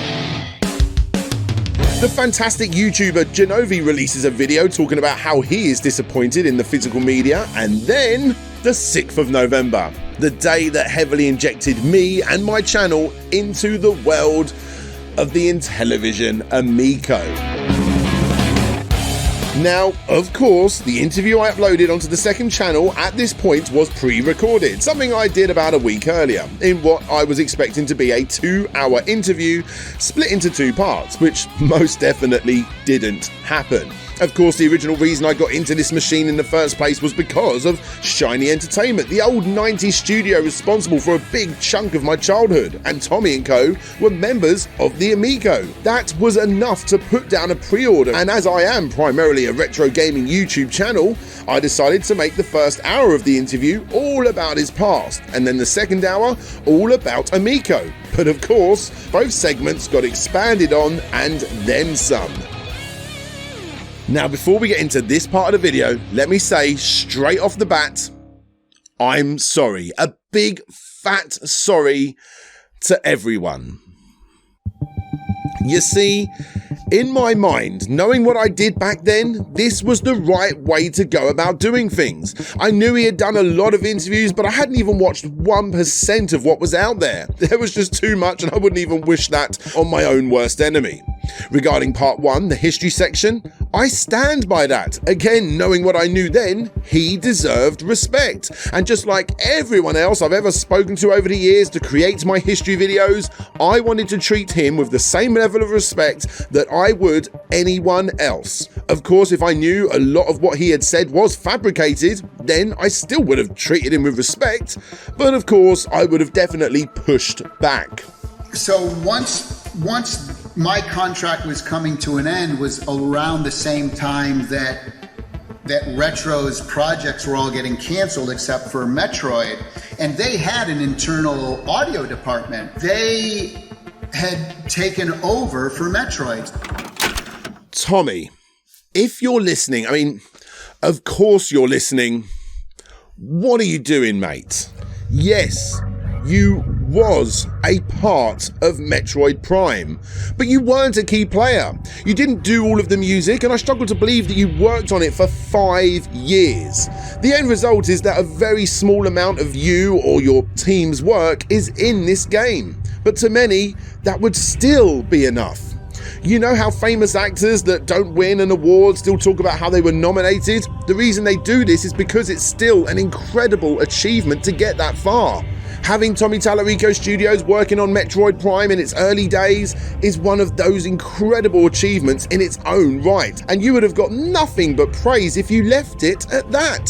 Sadly, the push to say you did more than you actually did completely wipes away from the importance and the achievements that you do deserve. And if everything that has come out over the last few years is true, then sadly, it's all your own fault. You have had an incredible career. It's time to be truthful and stop making it sound better than it is, because it's really sad to say, but you are ruining your legacy, mate. It's painful for me to say all of this, but hopefully you take it on board. Now, that's enough bashing from me, because it's time to turn that camera around. Yep, it's my turn. I fucked up. It took a long time to see where I went wrong here. In my eyes, I always knew that this Amico Scandal video was going to be released, whether the Amico was a roaring success that completely dominated the world market, or, well, how it's turned out. The lead up to this system's release is just way too interesting not to cover, no matter how it turned out. And in my mind, the best way to get that video created was to inject myself into the story. And boy, oh boy, did that wish come true. In the Tommy Tallarico Part 2 interview, for the most part, the content was mostly the same. For Tommy, it was so incredibly formulaic by this point. Kick off at the haters, drop a few exclusives that are not really exclusives, and skate around any question in a way that honestly made it hard for me to respond. there's encrypted data on there that a RFID reader won't see. Okay. So people are asking in the chat, how is it encrypted? That's a silly question. I'm not going to answer that question. How is it encrypted? No, but what I'm saying, well, I think, okay, putting it like this. So basically, what they're saying is like, I tap this on my system. There's something in there that's more than just Intellivision.com/RFID/biplanes?I equals. There's something else. There's something else that's encrypting it. What can you explain what it is that's more than just that URL? No, I wouldn't say that publicly. No, I guess I don't understand. There's encrypted data that is proprietary Intellivision data, security data. Okay, it's a security thing. You don't want to divulge it in that sense. Yeah. Okay. No, that's completely fair enough. I mean, you wouldn't ask the same thing of Nintendo or what have you, but it's just to clarify that you are saying that there is something on this card that the RFID readers are not picking up. 100%. And again, people are calling me a liar and this and that. Again, It's one of the most painful videos in the almost 1,000 videos that I have created simply because I didn't research more beforehand, and therefore I had very little fuel on my end to fight back, resulting in what I would eventually discover is the most fabricated 2 hours and 43 minutes of my life. It's easy to forget that we as YouTubers unfortunately have an incredible amount of power in regards to influencing our most dedicated fans. It's why companies pay top dollar to use our platforms to sell their products. Now, of course, I was not paid to do these interviews or to do the unboxing, but instead it went the other way around. I didn't stop to think that I was the one that paid the price to him to still use me to promote his product. A product that I still admit intrigues the hell out of me, but a product with more red flags than a Ferrari festival.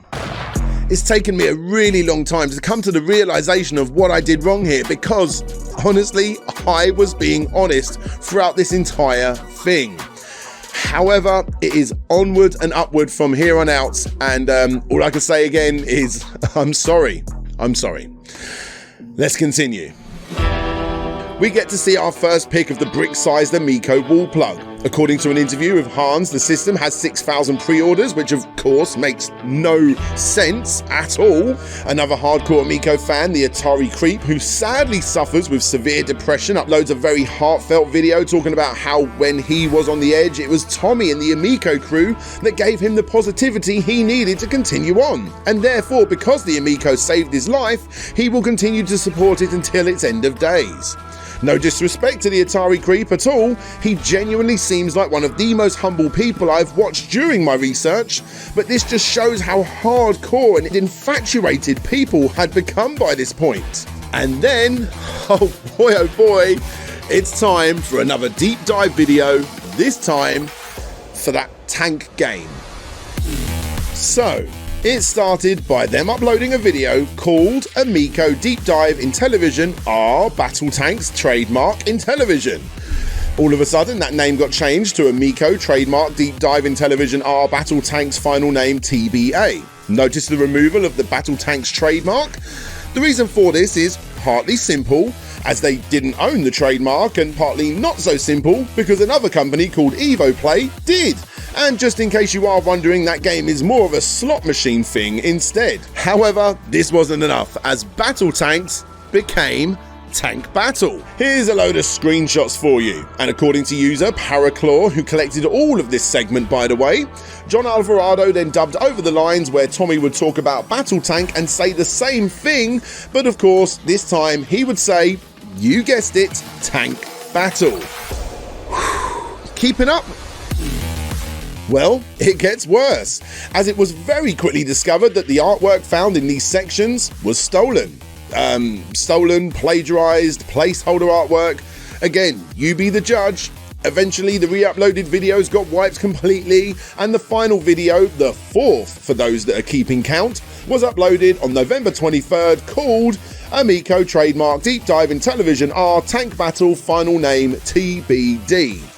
And you had a big old fat disclaimer in the description reminding people that placeholder art is being used on a game that should have been released about a year ago if the original release date was met. The end result was a whole 1 minute and 57 seconds being removed from that original upload. Mostly of the menus, which featured the most in-your-face artwork, and everything else that they couldn't easily remove was blurred out to the best of their ability. DJC shows us gameplay footage of Finnegan Fox, and you get a lot of hate due to not being able to play the game very well. Although, after speaking with others that have also played this version, they believe it's due to the bad controls, because having to double tap a touchscreen ruins the experience in a platform game like this. And finally, a brand new Earthworm Jim show is teased without the involvement of its creator Doug TenNapel or Intellivision. However, its presence does ripple down to the Amico, as you will soon see. It is discovered by the Amico Games Tumblr blog that Chuck Labella has removed all mentions of Intellivision Amico from his own LinkedIn. Tommy claims that the team have completed the pre-production run and have started the formal productions of the Amico console. We get yet another deep dive, this time it's for Astro Smash, and the now super toxic Atari Age forums finally get locked down. I have removed the Amico forum. A new Amico forum will return if and when the Amico is actually released and starts arriving in customers' hands. I had already considered removing the forum for various reasons, but Tommy's 2 posts tonight just cemented the decision, not only because he made these posts to promote his Facebook group, but also stating no dinglings allowed. Dingling being a nicer way of saying skit, while stating in one of the posts it's best to try and keep the drama out of Atari Age, and this after he previously proclaimed, not publicly, he would no longer be posting on Atari Age, which I was perfectly fine with. Well, there won't be any more drama about the Amico on Atari Age for the time being. So he was right about that. When asking for an update regarding ToeJam and L, the team behind the game Human Nature responds. No plans to release on the Amico for now. The contract was never finalised with them. Even though Tommy did state over a year before that the team had been doing a lot of ToeJam and L updates and exclusives for Amico. And then the same day that we get our third deep dive video with Shark, the Atari VCS is launched. Ouch. But that's okay, because us Amico fans finally got to see a review of the system from people that have played it for 6 hours over in Germany in some German magazine. Here's what they had to say. We still have doubts that the console can distinguish itself as the Wii successor. Jerky performance of the games and the complex menu navigation, but above all, the slightly spongy control via the turntable causes problems again and again, and the movement control degenerated into wild waving. The touchscreen is suitable for simple inputs. In hectic titles, that seems anything but intuitive and takes a long time to get used to. We're still skeptical about the announced game replenishment. Then we get another deep dive video, this time for Missile Command, a video showcasing the confusing UI. Yet another sizzle reel shows up, which is strangely unlisted, probably because of the terribly low frame rate and the fact that it's again a take-for-take copy of the October 2020 sizzle reel. What? Why do they keep doing this? Bringing us into 2022, which is when we get yet another Ars Technica article bashing the system and giving people an update on how the system is still not ready.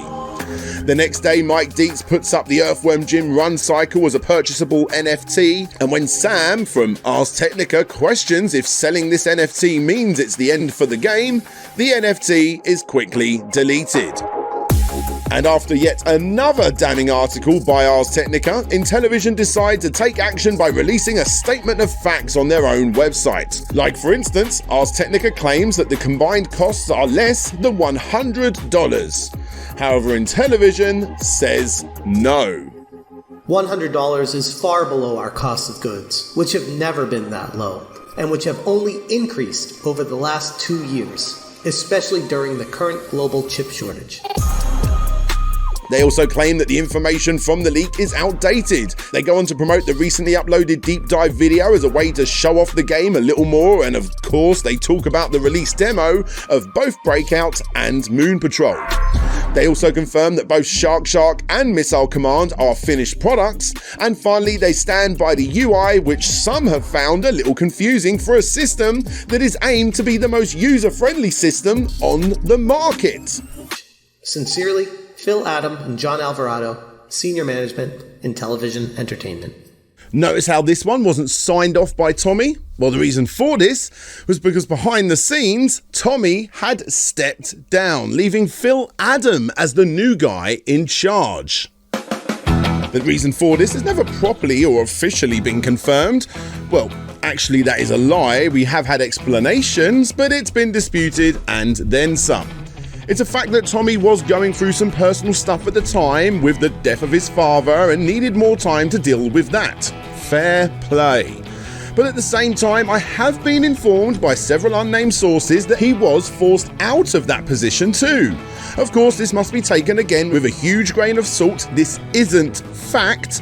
However, it is incredibly likely, and as I'm sure you will all agree, it was the right thing to do. Right? Well, surprisingly, no. Because the 7th of February brought with it yet another round of crowdfunding. This time it was on STOPengine, and this time they didn't have the army of supporters behind them. Sure, they still existed, but they were definitely in the minority. People blasted them yet again for crowdfunding. Yes, crowdfunding. STOPengine is one of the leading equity crowdfunding platforms in the US. That's the official LinkedIn page for the company, by the way. They wanted another $5 million, and in less than a month they raised a pitiful $58,000. Actually, it was slightly more than that, but people started taking money away after the haters warned them about everything leading up to this point.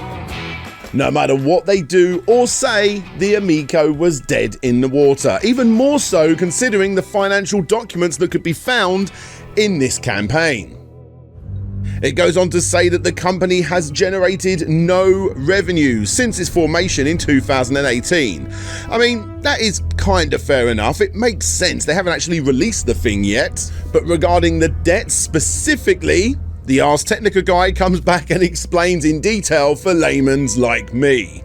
The company's long-term debt is up to $7.2 million, and short-term debt has reached $1.2 million. But crazier still is an overly obscure loan arrangement with an angel investor after he dropped a cool $810,000 into the company, as it shows that the arrangement made between them would grant him $100 for every single system sold until he gets his full $810,000 back. And worse still, again, this is from the Ars Technica article. Intellivision says that its $5 million request via STOPengine is not enough to keep the company operating at its current trajectory. Intellivision plans to launch an additional investment round, also to the tune of $5 million, via a Regulation D model. Intellivision says that a combined $10 million funding total would, quote, fund the company for approximately 7 to 9 months. And there you have it. If you wasn't convinced by this point, this document shows you the big billboard-sized writing on the wall that hopefully will have changed your mind. For the Amico to be a success moving forward, they need a crap ton of money. Even more than the $5 million they're asking for on investment round number 4. And it's the survival of the company that is at stake here if they don't reach that goal, which, as stated, they simply don't. Between now and the closure of the campaign, we see even more hardcore supporters stepping back from the company. Tommy gets attacked even harder by the true haters, which, if true, is beyond disgusting. It is discovered via the Wayback Machine that Phil Adam, the new CEO that has taken over from Tommy, was at one point a part of the biggest scam in crowdfunding history, the Calico Chameleon. Quick note here, this doesn't mean that he was the one doing the scamming on that old project or this project. It's just proof that we didn't have before that he was linked to arguably the biggest scam in video game console history. A couple of days later, Re-Res discovers that the company had misquoted him in a sizzle reel used to crowdfund and bring in more investors from years prior. Here's the quote from the sizzle reel. Anyone's going to make this a success and prove everyone wrong, it's going to be Tommy Tallarico. And here is the original uncut quote. If anyone's going to make this a success and prove everyone wrong, it's going to be Tommy Tallarico. So we'll see how it goes, but I'm on uneven ground here. I personally don't think it's going to be a success, but a success for us as gamers, it might find a completely different market, and that's where it will live. A couple of days after that, when drama channels pick up on the story, one of them, Tipster, discovers that he was misquoted too. Here's his quoted clip. They have a team of amazing people behind the console. And here is his original clip.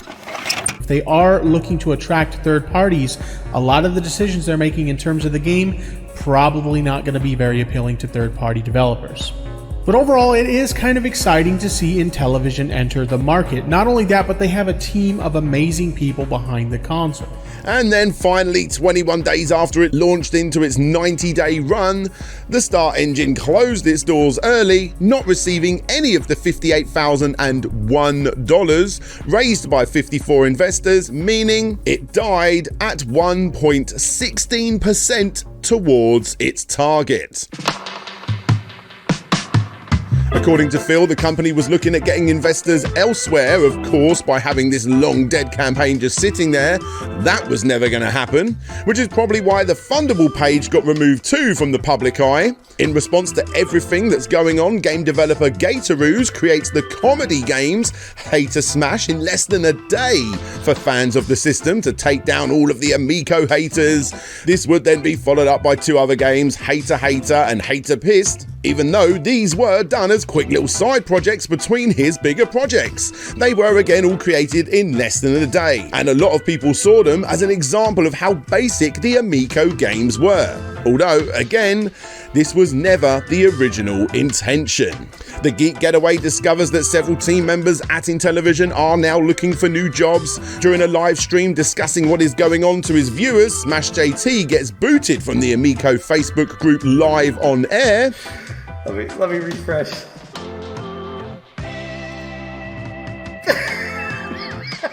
And then, as of right now, the final ever video from the official Intellivision Amico YouTube page gets uploaded, showing John Alvarado unboxing a boxed Amico, with spelling mistakes and all.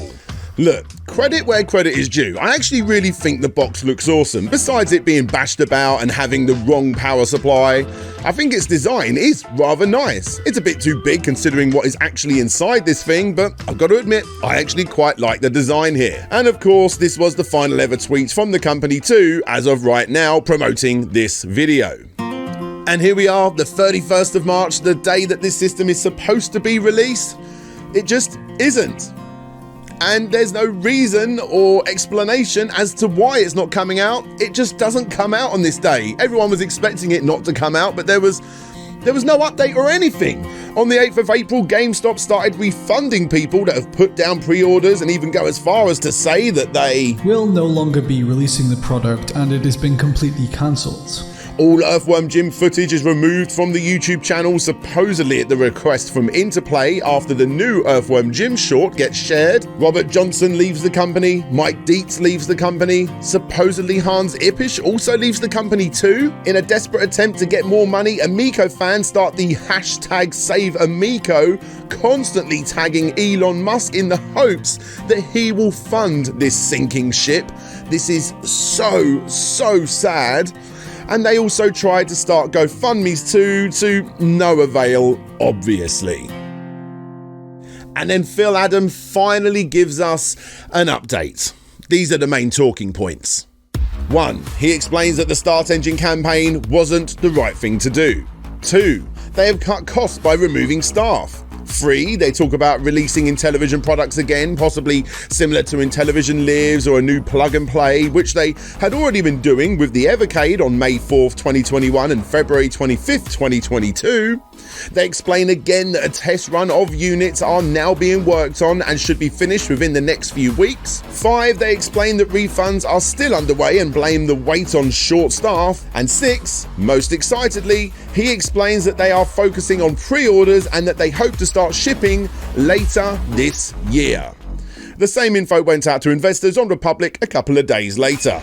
We then discover that the once lavish offices are now derelict. The European shop goes down. By the way, the American shop, or should I say store, is still up as of the scripting of this video. Brittany Feeman leaves the company. The company accidentally abandoned and then quickly renews the trademark of the Intellivision name. Phil Adam puts out another email update stating that 2 of the original exclusive games will now be going multi-platform.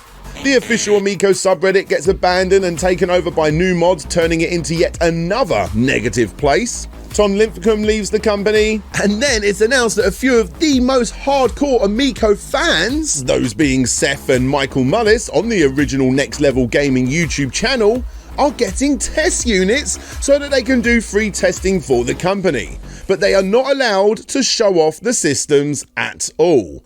And DJC also confirms that he's getting one too. I want to let you know officially now that DJC Game Studios is receiving an Amico, and that will be it's not like coming tomorrow like Mike's or whatever that is, but it will be into the next phase of these, and I will be doing some testing, eventually some showing.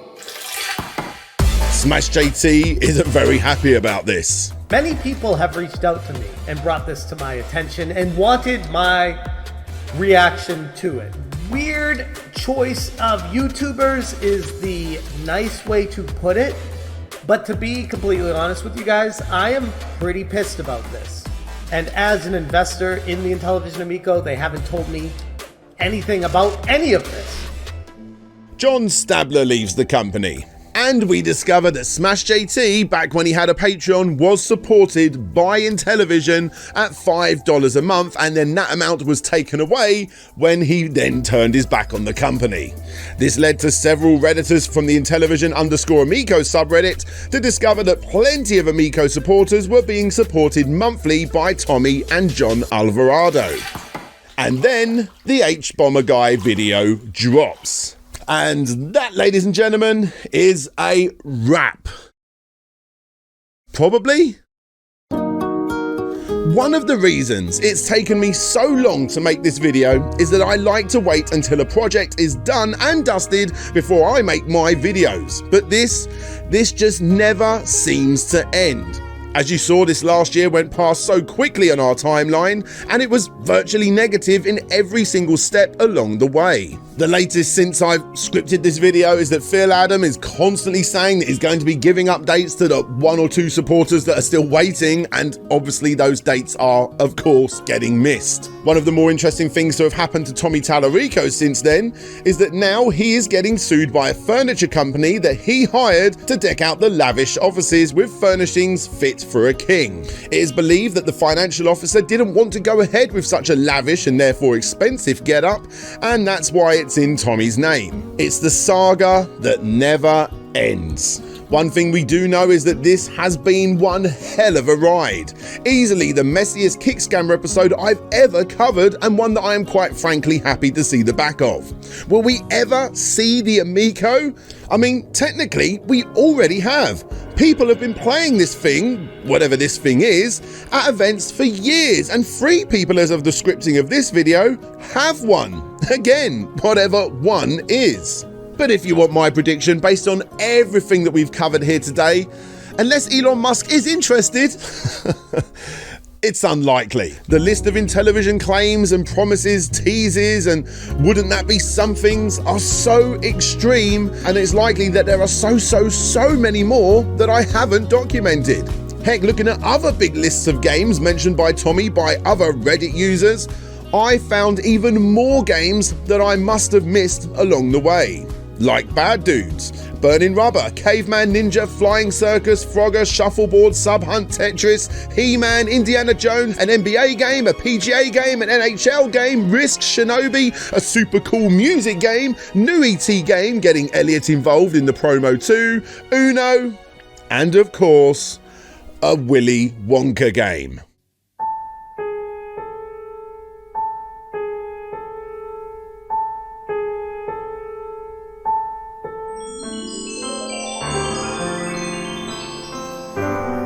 And you know what's crazy? Tommy Tallarico idolizes Willy Wonka from Charlie and the Chocolate Factory. It's as if this song was made talking about the Intellivision Amico. Come with me and you'll be in a world of pure imagination. Take a look and you'll see into your imagination. We'll begin with a spin, traveling in the world of my creation. What we'll see will defy explanation. If you wanna view paradise, simply look around and view it. Anything you want to do it. Wanna change the world, there's nothing to it.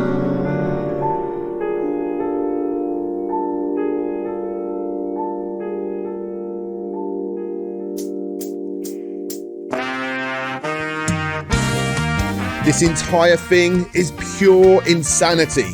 It's so very obvious that Tommy quite literally said yes, or at the very least gave the hint of yes, it will one day happen, every single time someone brought anything up. And you know what's even crazier? Out of the 176 games that I discovered, and I guarantee you more exist, the ones that actually would have sold the system were the ones that were put on the back burner, whilst the Intellivision dropped stupid amounts onto the one thing they promised they wouldn't focus on, the ports. Here he is talking about the 5-year-old mobile game Evel Knievel directly with an investor, telling them that they have put down an extra $100,000 into the project. What? Really? An extra 100,000 for a game that you ripped YouTube videos for, and then in your press release definitely didn't show that you also ripped screenshots from Vimeo? Look, it's not out of the realm of possibility, and this may surprise you guys, that someone may come along and save this thing. But the chances of that happening are so slim. Heck, if even half of what Tommy has said about investments and grants are true, he's managed to do pretty well so far.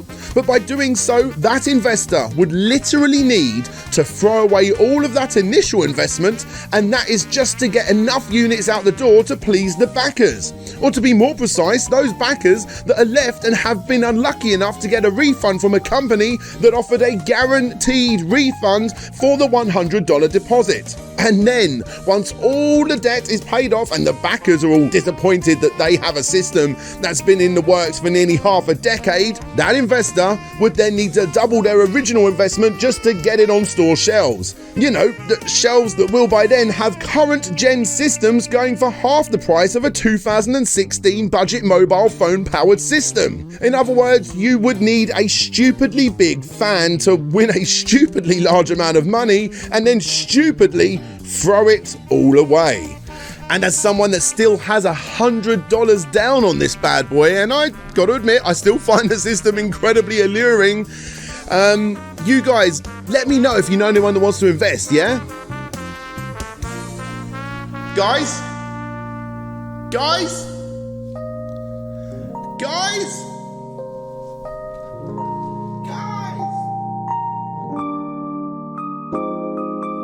Well, when does he get it? He doesn't. Why not? It's all there, black and white, clear as crystal. You get nothing. You lose. Good day, sir.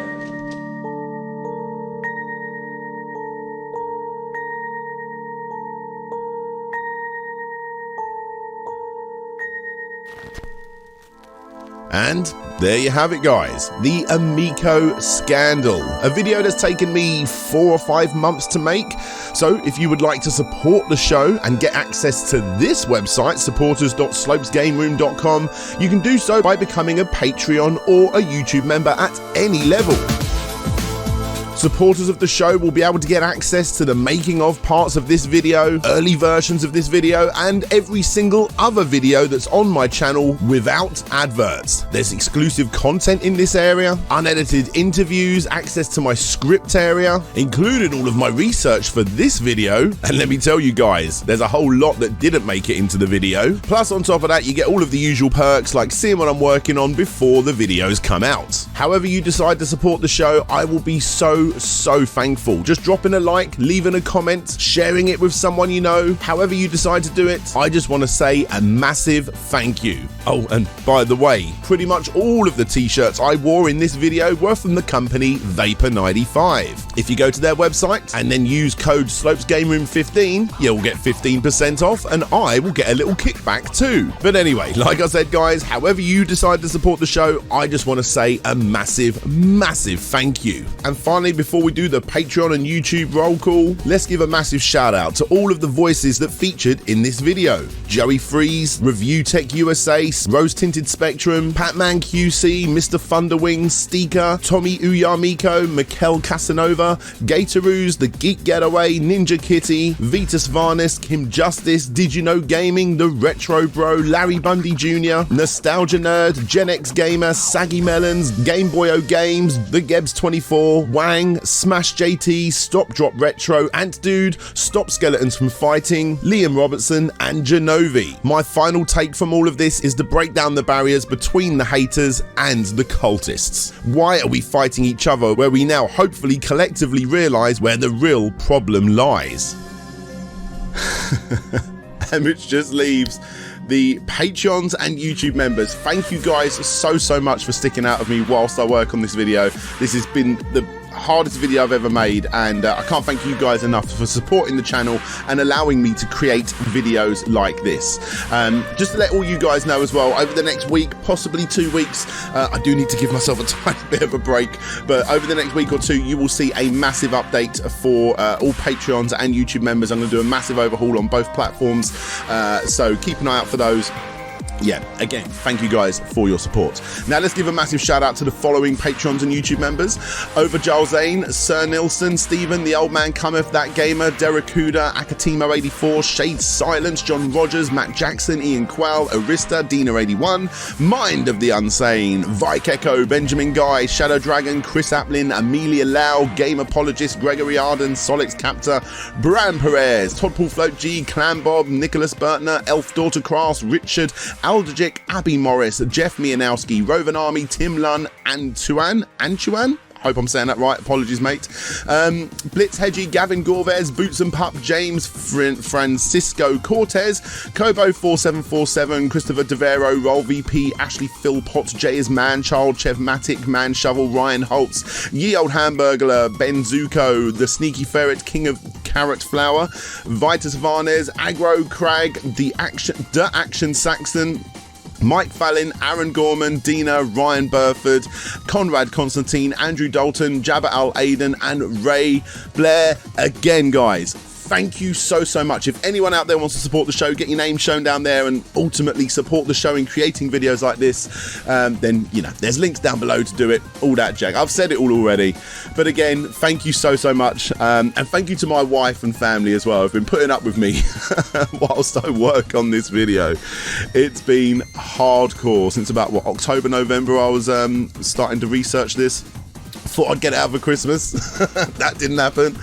But either way, it's here. It's finally done. And yes, my mother's very proud. So until next time, guys, this is DJ Slope signing out. And hopefully I never speak about the Amico again. Bye-bye.